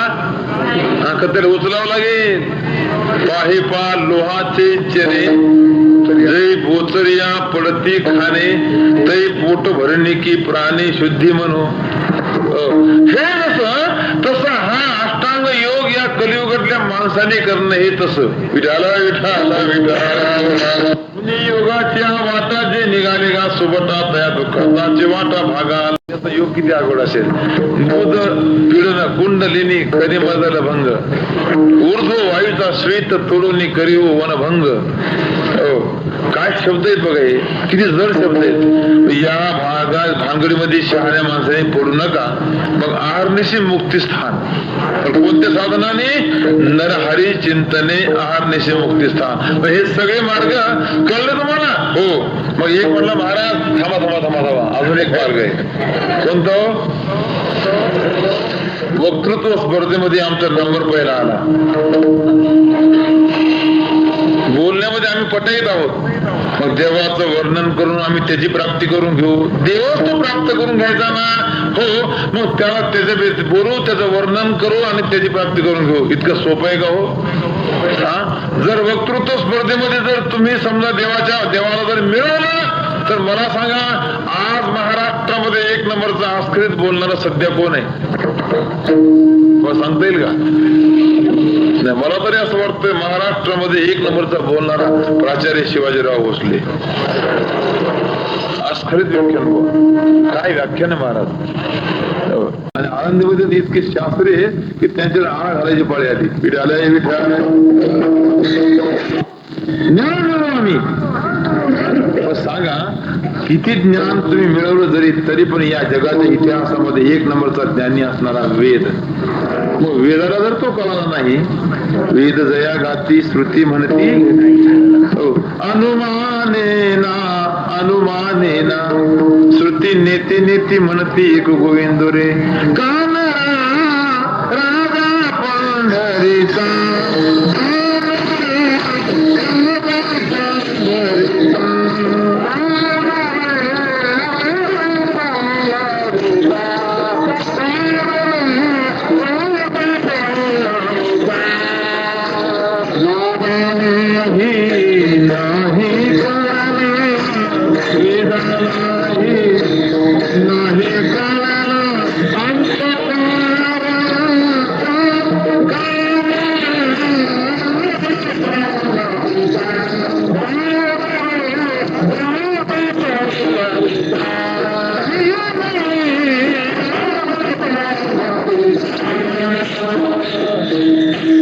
वेदाला सुद्धा कळलं नाही.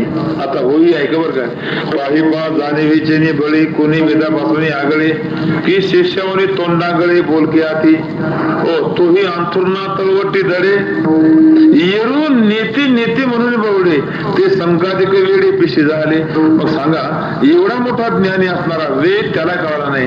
एक म्हणलं महाराज जाऊ द्या आता सगळे साधन बाजूला ठेवा पण एक साधन आमच्याकडे आहे का पैसा. एवढा पैसा आमच्याकडे भरपूर आहे की त्या देवाला आम्ही विकत घेऊ. तो देव विकत मिळतो का. जर देव जर पैशाने विकत मिळाला असता तर लक्षात ठेवा टाटा बिर्लाने कधीच घेतला असता. एक नंबरचा जगामध्ये श्रीमंत कोण टाटा बिर्ला. त्याला बी ओव्हरटेक केलं एका माणसाने. टाटा बिर्ला सुद्धा त्याचं नाव धीरूभाई अंबानी. धीरूभाई अंबानीला एका माणसाने मागे टाकलं सध्या आज. लालू प्रसाद रेल्वे मंत्री विठाल देवाला पहिले विकत घेतला असतं का नाही. हे सगळे बाजूला ठेवा पण मी म्हणतो की एक नंबरचं हे जगामध्ये श्रीमंत जर कोण असेल तर रावणासारखं ऐश्वर्य कोणाला मिळालं नाही. काय त्या बहादराचं भाग्य असेल हो. 80,000 बायका 80,000 बायका.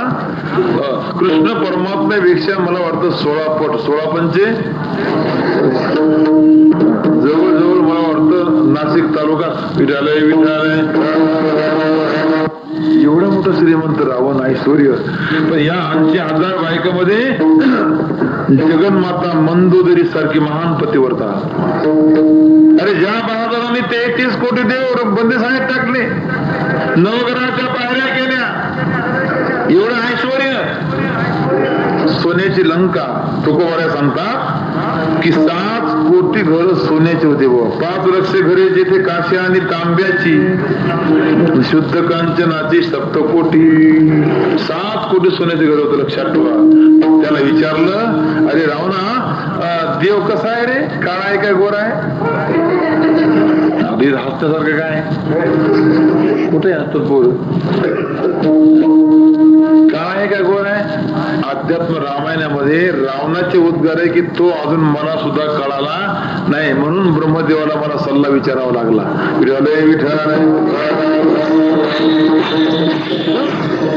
या रावणापेक्षा अजून एक श्रीमंत आहे कोण कुबेर. हे काळाचे 100 कोटी.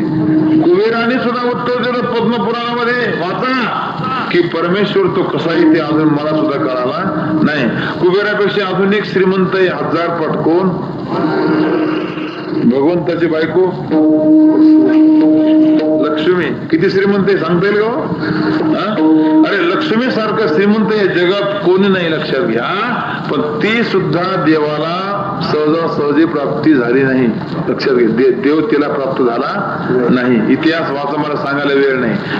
विठाल समुद्रातून निघालेले जे 14 रत्न आहेत ना तर त्यापैकी 14 रत्नापैकी पहिलं रत्न कोणतं.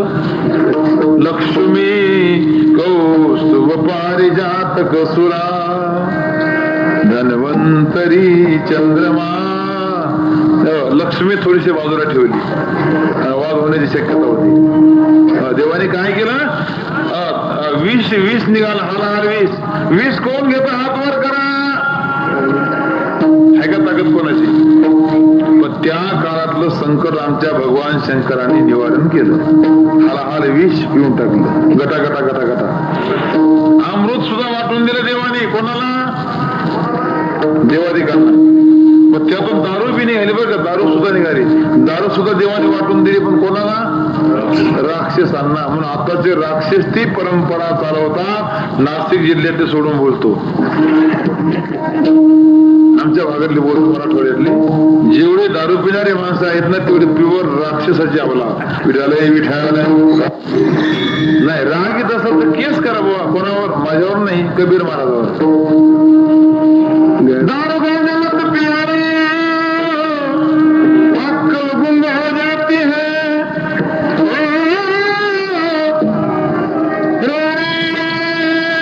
असं अपने पल्लों का दाम खर्च कर मुंह मट्टी जाती है. सांगा बरं किती कठीण राहिलेलं आहे. आता लक्ष्मी राहिली पण कोणाला नको लक्ष्मी. बरं तुमच्यापैकी ज्याला लक्ष्मी पाहिजे नाही ते हात वर करा बरं. पैशाला किंमत आहे, लक्ष्मीला किंमत आहे. ज्यांच्याकडे लक्ष्मी भरपूर आहे त्याला सगळे मानतात. सर्वे गुणा कांचन मात्रेहा. सगळे पैशाची सोबती बुवा. सब पैसे के भाई. कबीर महाराज सांगतात, दिल का साथी नहीं कोई, दिल का साथी नहीं कोई, जब लगा अपने पल्लों में पैसा लोग सलाम करे. राम राम श्याम श्याम, राम राम नमस्कार. जब लगा अपने पल्लों में पैसा लोग सलाम करे, अपना पैसा निकल गया सो कोई नहीं मिठा बोले, सब पैसे के भाई. जो तो म्हणे मला पाहिजे, तिथं असते लढाई होण्याचा प्रसंग आला. देव म्हणले मला पाहिजेत, दानव म्हणले आम्हाला पाहिजेत, देव म्हणले मला पाहिजेत, ते म्हणे मला पाहिजेत. भगवान म्हणले असं करा, म्हणे भांडू नका. तो उपाय सांगतो, तिच्या हातामध्ये वर माला द्या, तिला जो पसंत पडेल तिचा त्याने स्वीकार करावा. टाळाचा कडकडाट. उद्या सकाळी ठीक 9 वाजता सर्वांनी हजर राहा. दुसऱ्या दिवशी सगळे लोक लक्षात ठेवा, असे मॅचिंग करून आले बुवा. काळे काळे कुळकुळीत होते, पण ते काळे टक डांबे बेन कापर रंगेला तर पैसे परत. पण ते तोंडाला लावून आले पावडर नोन काय काय असते बघा, सगळे साधनं करून आले. सगळे अंगावर उच्च कपडे, सफारी ड्रेस, काय अमुक काय तमुक काय, सगळे केसाची लांबी वाढवली, हे ते सगळे लक्षात ठेवा. आणि दुसऱ्या दिवशी हजर, कारण लक्ष्मीनं पसंत केलं पाहिजेत ना. कारण लक्ष्मी काही सामान्य नव्हती, तिचं वर्णन केलेलं आहे. लक्ष्मीचं स्वरूप कसं, लक्ष्मीचं नाक कसं, लक्ष्मीचे डोळे कसे, लक्ष्मीच्या अंगावर पितांबर कसा, लक्ष्मी चालते कशी, लक्ष्मी बोलते कशी, आणि लक्ष्मी हसते कशी, हे सगळं वर्णन मुळात वाचत. तुम्ही सांगायला वेळ नाही.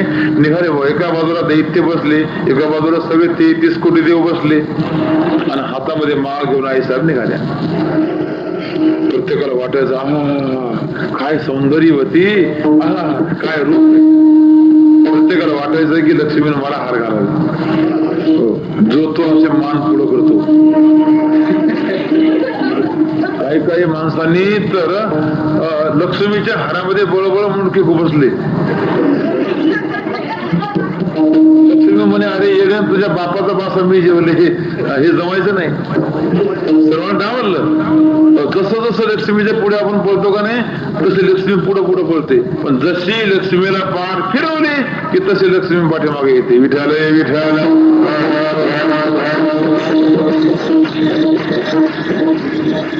निघाले ते सगळे. आता हे दैत्याकडे ढुंकूनच पाहिलं नाही.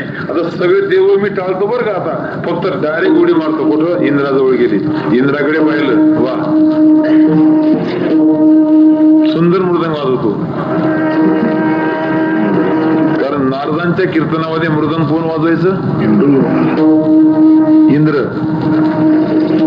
देवाचा राजा आहे, रूप सुंदर आहे. लक्ष्मीने विचार केला, हे सगळं खरं आहे, पण आता अमृत पिणारा जरी असला, पण याच्या पाठीमागचं रे करड बघू देवर काय ते. तिला कळलं, अरे अरे अरे, एका ब्राह्मणाच्या बायकोच्या पाठीमागे लागलेला हा भ्रष्ट झालेला असला नवरा नको गो बाई, नको रे बाबा, असला नवरा नको. इंद्राला तू नको नाराज होऊ.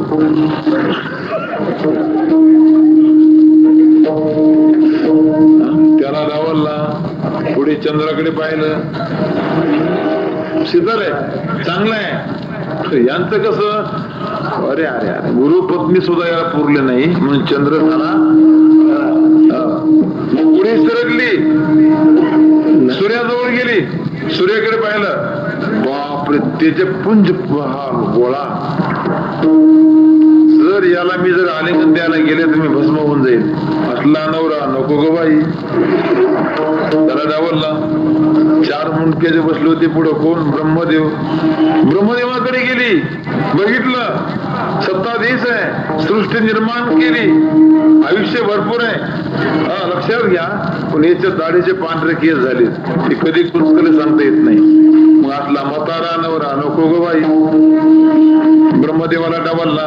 त्यांच्या पुढे बसले होते भगवान शंकर, सबदेवन के बडे बाबा भोलानाथ. लक्ष्मी त्यांच्या समोर गेली आणि थोडी स्थिर झाली बर का. वा वा वा, काय योग्यांचं तेज आहे. कैलास राणा शिवचंद्र मौळी फणेंद्र माता मुगुटे झळाळी कारुण्य सिंधू भव दुःख हारी तुझ विन शंभो मज कोण तारी. वा वा वा, काय रूप आहे, काय योग्याचं तेज आहे. वा वा वा, सुंदर आहे, सुंदर सुंदर. पण तिला पुन्हा विचार केला, यांचं कसं बरं, ज्यांच्याशी मला लग्न करायचं निदान त्याला घरदार तरी नको भाऊ. तिला कळलं की हा कैलासाचा त्याग करून तो मसनवट्यात जाऊन राहिलाय. बरं ती सुद्धा मी आता ते असू द्या, जिथं नवरा तिथं मी संसार करायला तयार आहे, पण निदान याच्या अंगावर ड्रेस तरी चांगला पाहिजे की नाही हो. सफारी ड्रेस तरी कोणता, गजचर्म व्याघ्रांबर कंठी शोभे वासुकी हार, पण ते बी असू द्या हो, पण निदान याचं सैन्य तरी चांगलं नको का. सगळे सैन्य कोणतं, भूते वेताळ नाचते. हो, असला नवरा नको गो बाई. शंकराला डावलला. आता पुढे बसले होते कोण, भगवान महाविष्णू. त्याने विचार केला, हे गिऱ्हाईक किती दुकानं फिरू द्या, शेवटी माझ्या दुकानावर आल्याशिवाय त्याला पर्याय. भगवान विष्णूच्या पुढे गेली, नुसती नजरा न झाली बाबा, फक्त भगवंताने कटक्षेने फक्त पाहिलं. हो, आणि एकदम त्या भगवंताचं रूप तिला एकदम भाळली. ती डोळ्यामध्ये ते रूप साठवलं नाही, मूर्छा आली आणि जमिनीवर पडली. पांडुरंग कांती दिवे तेज झळकती. सुंदर त्या भगवंताचं रूप त्या लक्ष्मीने पाहिलं महाराज. हे बघा, सावळे रूपणे चोरटे चिकाचे किंवा राजस सकुमार मदनाचा पुत्र किंवा श्रीकृष्णाच्या सौंदर्यापुढे लक्ष्मी ही भुरोनी झाले वेडे, मदन पोटा आले बापुडे, कोणीकडे इंद्रचंद्र. भगवंताच्याकडे पाहिले, त्याने लक्षात ठेवून मूर्छा झाली, मूर्छा आली जमिनीवर कोसळली आणि थोड्या वेळाने शुद्धीवर आली. पितांबर झटकला आणि भगवंताच्या गळ्यामध्ये गडबडीने हार घालला की देवाने पाठ फिरवली. तुझी गरज नाही मला, तुला स्वरूपाचा अभिमान झालाय, तुला श्रीमंतीचा गरजा आहे, तुला छान, तुझी गरज नाही मला. आई साहेबांना वाटलं कधी कधी यांना चेष्टा करण्याची सवय, पण आई साहेब समोरून गेल्या, पुन्हा पाठ फिरवली. किती वेळ चालला प्रकार हा, 1000 वेळ. हे असो महासिद्धीशी लक्ष्मी ही आली आपाशी, परी महाविष्णू जैशी नगनेचे ना. लक्षात घ्या. पण ज्या वेळेस आई साहेबांचा संपूर्ण पारा उतरला, अभिमान नष्ट झाला आणि उजवा गुडघा जमिनीवर टेकवला आणि असा पदर पसरला. हे भगवान तुझं विन कोणा, शिरण जाऊन आला ना. भगवान म्हणले आत्ताच आली जागेवर. हे बघ लक्ष्मी, सगळं शरीर माझ्या भक्तांनी वाटून घेतलंय. जर तुला मी पाहिजे असेल तर तुला मी अख्खा मिळणार नाही, फक्त पाय मिळतील. देवा मला फक्त तेवढे पायच द्या. म्हणून पायी लक्ष्मीचे हाती तिशी यावे, मग सर्वस्वी करून सेवा, अभिमान सांडून पांडवा, ती पाय धुवावायच्या दैवा पात्र झाली. मग सांगा, एवढी मोठी ही श्रीमंत लक्ष्मी ही जर देवाच्या पुढे कमी पडली तर आता तुम्ही विचार करा, आपल्या बोटातली आमटी ठेवायची कुठं 5.5 ग्रामची. अरे कुठं 5.5 ग्रामची अंगठी, कुठं महालक्ष्मी. आणि चालला दुसऱ्याच्या पंक्तीमध्ये, ओ पत्रवाळ्या, ओ भातवाले, ओ लापशीवाले, ओ आमटीवाले, तुझ्या हाताला काय लखवा झाला का. विठाले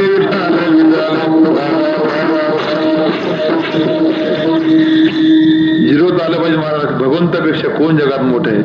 पण हे सगळं निवारण केल्यानंतर ज्ञानवाऱ्या सांगतात, या शरीर सांडवा की दे, सकळ गुणांचे लोन उतरी दे, सकळ संपत्ती मधु सांडजे कोरवंडी करुनी. आणि अशी स्थिती निर्माण झाल्यानंतर ज्ञानवाऱ्या सांगतात, भगवान 9व्या अध्यायामध्ये सगळ्या श्लोकात पत्रम पुष्पम फलम तोयम, मग नंतरची गोष्ट योमी भक्त्या प्रयश्यती तदम भक्त परुत स्नामी परितात्मना. या श्लोकावरची ज्ञानवाऱ्यांची टीका मुळात आहे का. मग निसिंहा उल्हासे, मग आत्मवाचे निमिषे फला कावडे पैसे भरतांचे हो, म्हणून जगद्गुरु तुकोबाऱ्या सांगतात बाबा निश्चिम भाव. आणि या ठिकाणी काय म्हटलेलं आहे, तुम्हाला भगवंत पाहिजे का, मग कोणत्या साधनाच्या भानगडी पडू नका, त्या भक्तीचं महात्म्य मी सांगतो ते आहे का, ऐका महिमा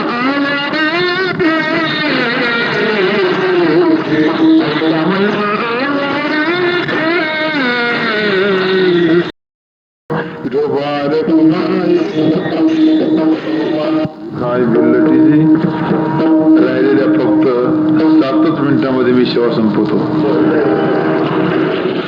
जास्त लांबवणार काही काळजी करू नका, घड्याळ काही सारखी पाहू नका. विठाले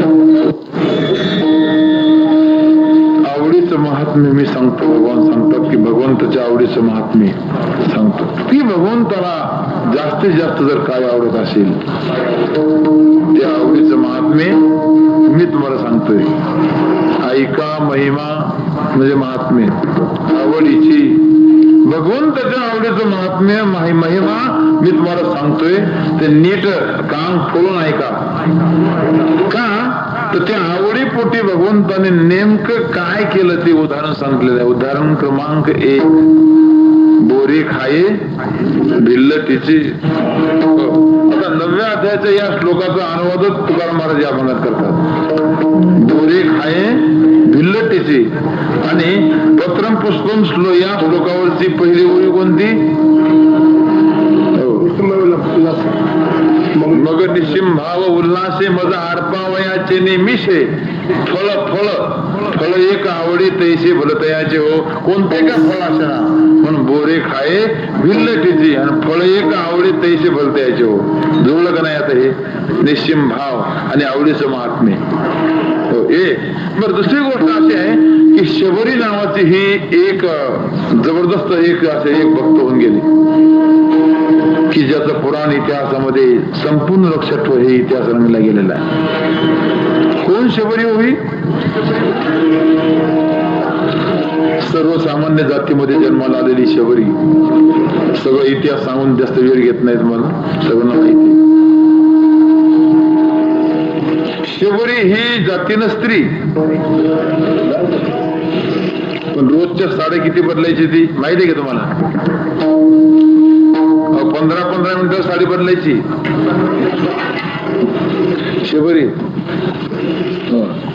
दिवसातून 3 वेळे 3-4 वेळा मॅचिंग करायची. आता मॅचिंग कोणतं मॅचिंग तिला जास्त आवडायचं, मॅचिंग. मला बरेच दिवस मला शंका होती की नेमकं मॅचिंग म्हणजे काय. कॅचिंग माहिती आहे मला, कॅचिंग मॅचिंग म्हणजे भानगड मला कळलं, नंतर कळलं मला. हिरवीच साडी हिरव्याच बांगड्या, हिरवच ब्लाऊज हिरवच कुंकू, हिरव्या चपल्या हिरवेच केस.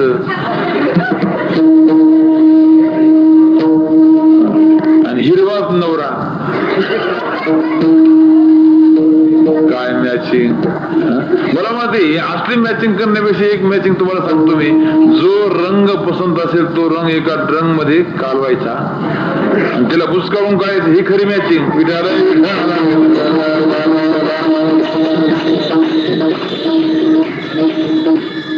सज्जन हो, कोणत्या ब्युटी पार्लर मध्ये शबरी गेली होती भोया कोरायला. अरे काय सत्यानाश करतात हो या चेहऱ्याचं लक्षात. नैसर्गिक भोया ईश्वराने दिलेल्या आणि त्याचा वाटोळ करतात. कुठं जाऊन ब्युटी पार्लर मध्ये. उद्यापासून जाऊ नका. विठाल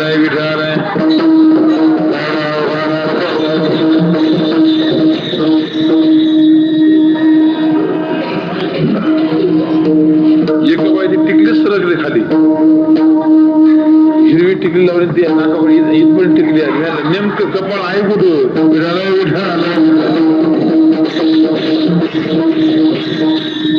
कालाई तस्मै नमः रक्षत्वा.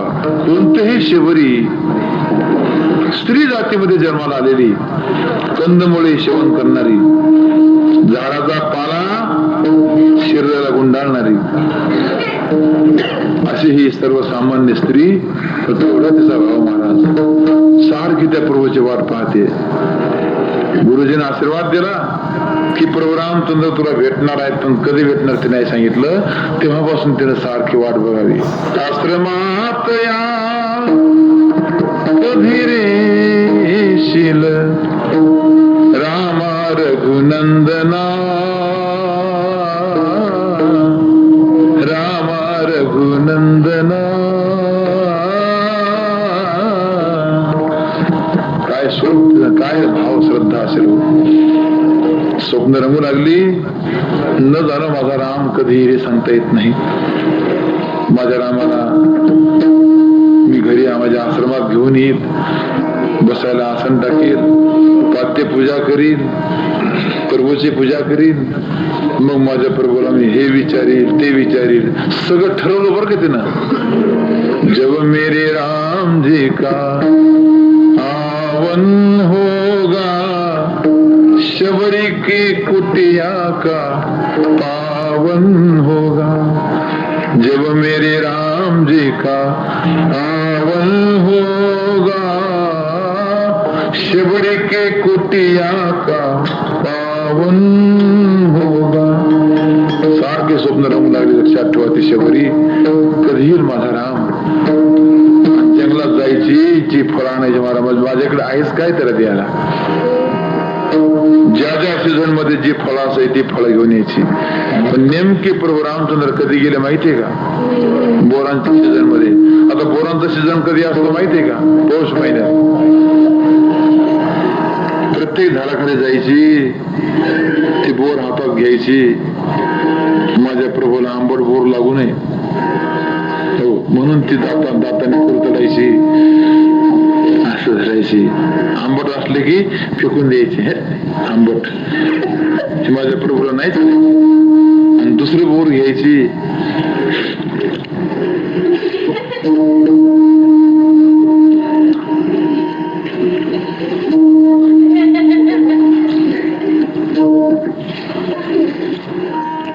हा क्रम तिचा रोजचा चालाय बघ. रोज चालायचा. रोज 2 द्रोण भरायचे, घरी यायची. कधी माझा बाप कधी प्रभू येईल हे सांगता येत नाही. सारखी वाट पाहायची, सारखी वाट पाहायची. आणि अक्षरशः प्रभू रामचंद्र वाट करून आले.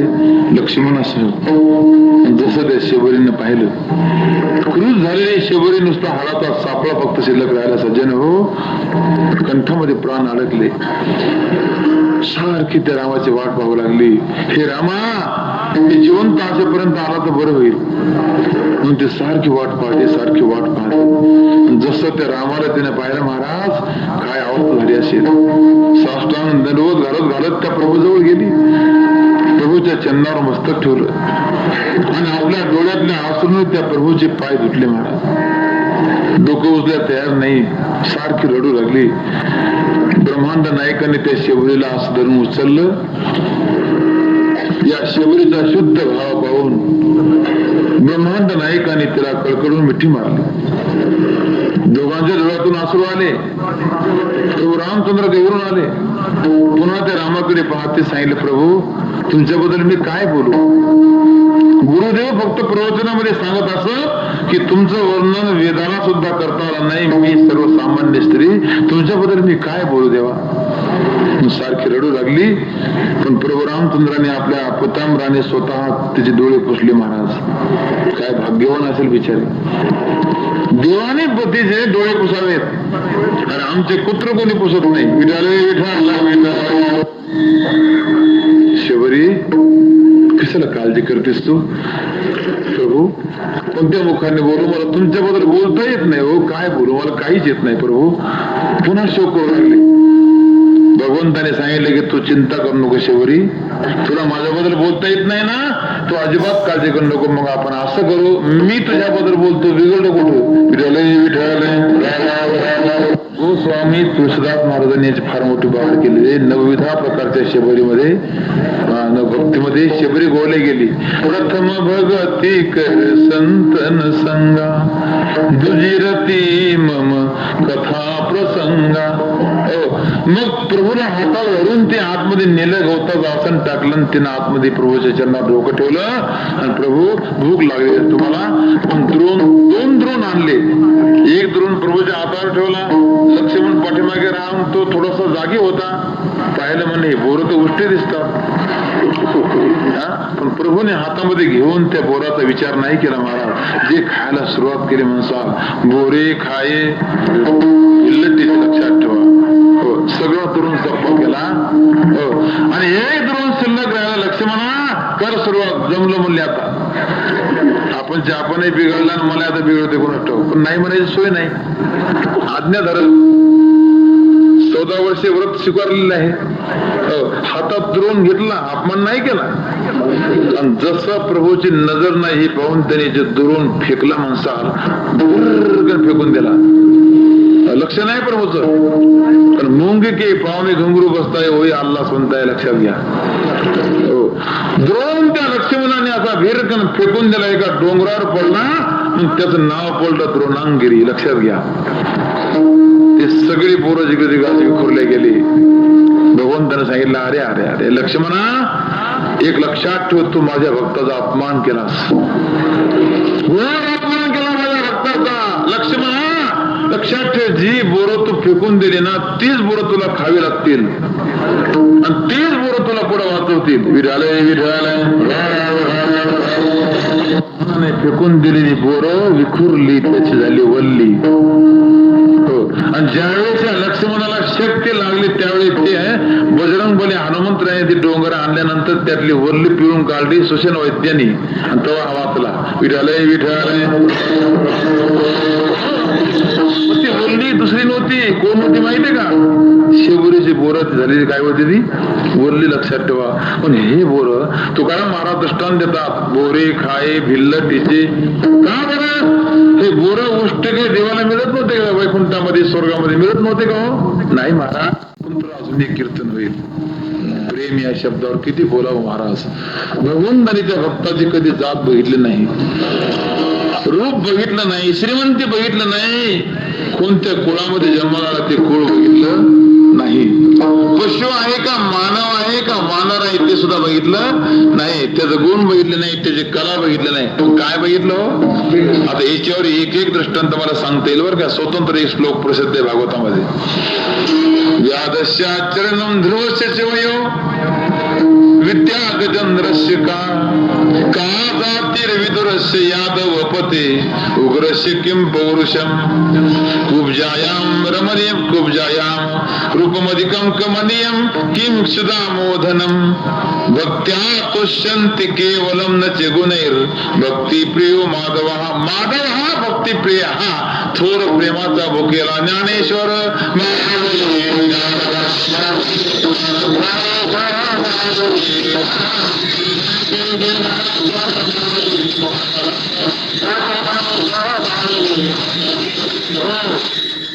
थोर प्रेमाचा भुकेला हाची दुष्काळ होते ना. वैकुंठामध्ये मला सगळं भरपूर आहे हो. भगवान सांगता स्वतः, वैकुंठामध्ये काही कमी आहे का मला? लक्ष्मीचा पती मी, काय कमी आहे? एकच कमी आहे हो, प्रेमळ भक्तांचा दुष्काळ. आणि हे प्रेम सुखाचे गोडी मला मिळावे म्हणून मी वरून खाली आलो आणि भक्तांच्या पाठीमागे मी लाचार होऊन फिरू लागलो. लाचार काय गरज मला फिरायची बरं? की जे मला पाहिजे ते तिथे मिळत नाही म्हणून इथं यांच्या संगतीमध्ये मला मिळतं ना. संतांची सुख झाली तेव्हा म्हणून सेवा करी त्यांची. ज्या सुखा कारणे देव वेडावला वैकुंठ सोडून संता सदनी राहिला. एकटा जात नाही भक्ताच्या घरी, एकटा जात नाही तो, विथ फॅमिली सहकुटुंब सहपरिवारी लग्नाला यावं.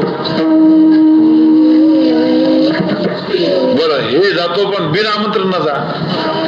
कोणत्या भक्तांनी त्याला बोलवलं का त्याला बायका पोरं सगळी म्हणून? पण नाही, त्यालाच करमत नाही. धन्य धन्य ते वैष्णव सदन तेथे लक्ष्मी सहित शोभे नारायण. ज्या सुखा कारणे देव वेडावला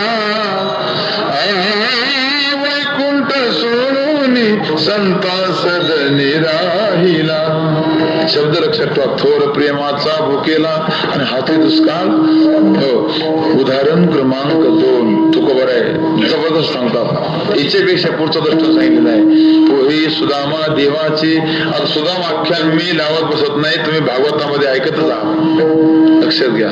निवृत्ती महाराज नाटकरांच्या या रसाळ वाणीतून, मधुर वाणीतून तुम्ही रोज ऐकत आहे भागवत. लक्षात घ्या. मी काय तुम्हाला वेगळं सांगणार थोडंच आहे. सुदाम व्याख्यान लावा हे फार मोठं गहन लक्षात ठेवा, अतिशय गहन आहे. सुदाम देव जसे उदाहरण दिलेलं आहे. पोहे सुदामा देवाची फके मारी कोरडेची. पोहे तीन फसे सुदाम जी को देखत श्याम हसे. उद्धव जी चलो विदुरा घर जावे. शबरी के बेर दोन्ही दृष्टांत सांगितलेले आहे. शबरी के बेर सुदाम जी के चावल. रुचि रुचि भोग लगाई रे. उद्धव जी चलो विदुरा घर जावे. काय शब्द महाराज. शेवटी तुकोबाऱ्या सांगतात की भगवान खांदा बदलला का मला बदल. हो, सुदाम देवाचे थोडे पोहे पाहिले नाही, शबरीचे उष्टे बोर पाहिले नाही, पण देवाने काय पाहिलं महाराज सांगतात.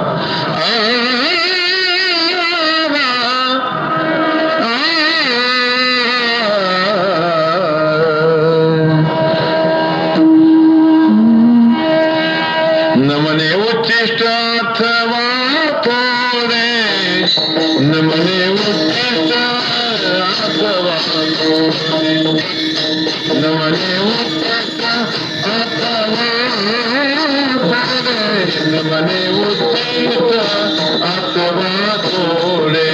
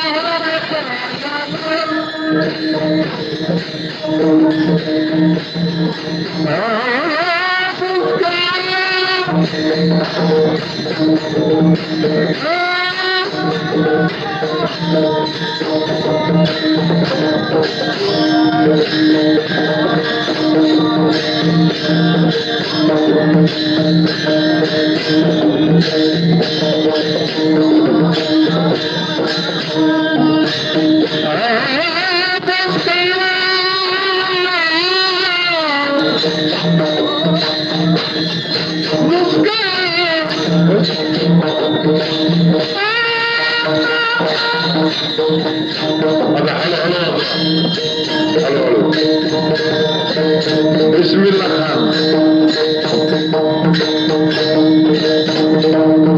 गेला बिचारा आपल्याला सोडून बरं,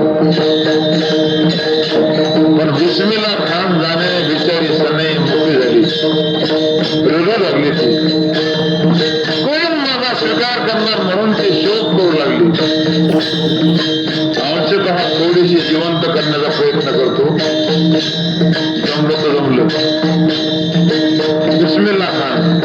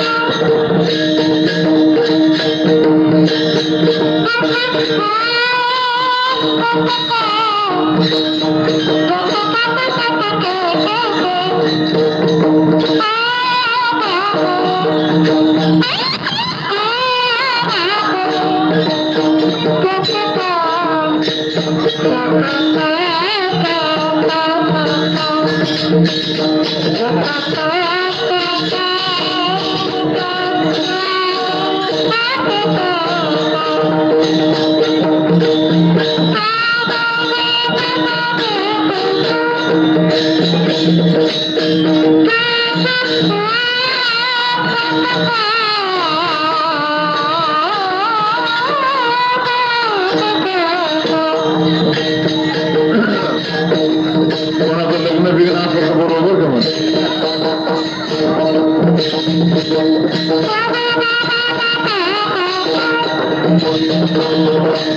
हळूहळू बिलकुल हळूहळू सनई येते.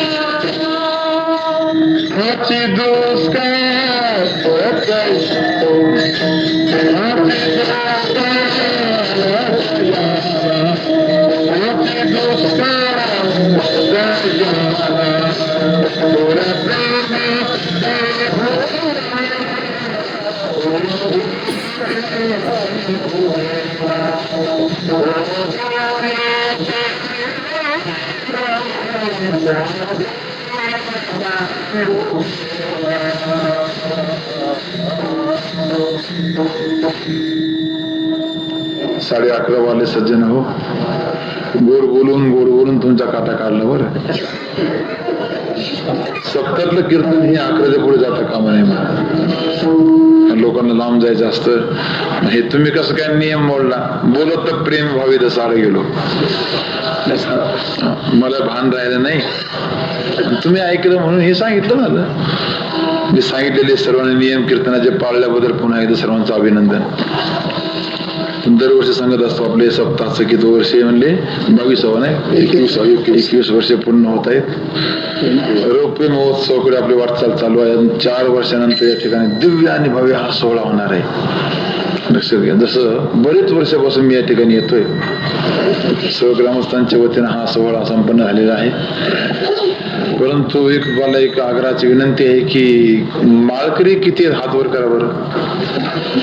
1 2 3 4 5 6 7 10 बरेच पाठीमागे बरेच. बरं ठीक आहे, खाली हात करा. ज्याच्या गळ्यामध्ये माळ नाही त्यांनी हात वर करा बरं.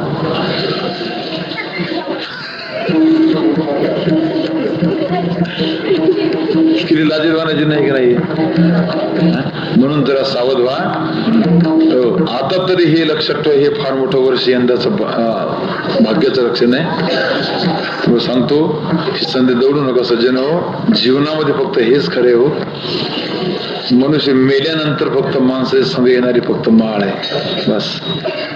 हिला कोणी चोरून नेत नाही, हिच्यावर कधी दरोडा पडत नाही, भावबंद हिचा वाटा मागत नाही, आणि पुण्य आपल्या संघ आल्याशिवाय काय संघ येते मेल्यावर तुम्ही सांगा. तुम्ही फक्त मेल्यानंतर संघ येणारी फक्त तुळशी माळ, आणि त्या माळेचं पुण्य लक्षात ठेवा आपल्या संघ येतं. म्हणून आता ही संधी दौडू नका.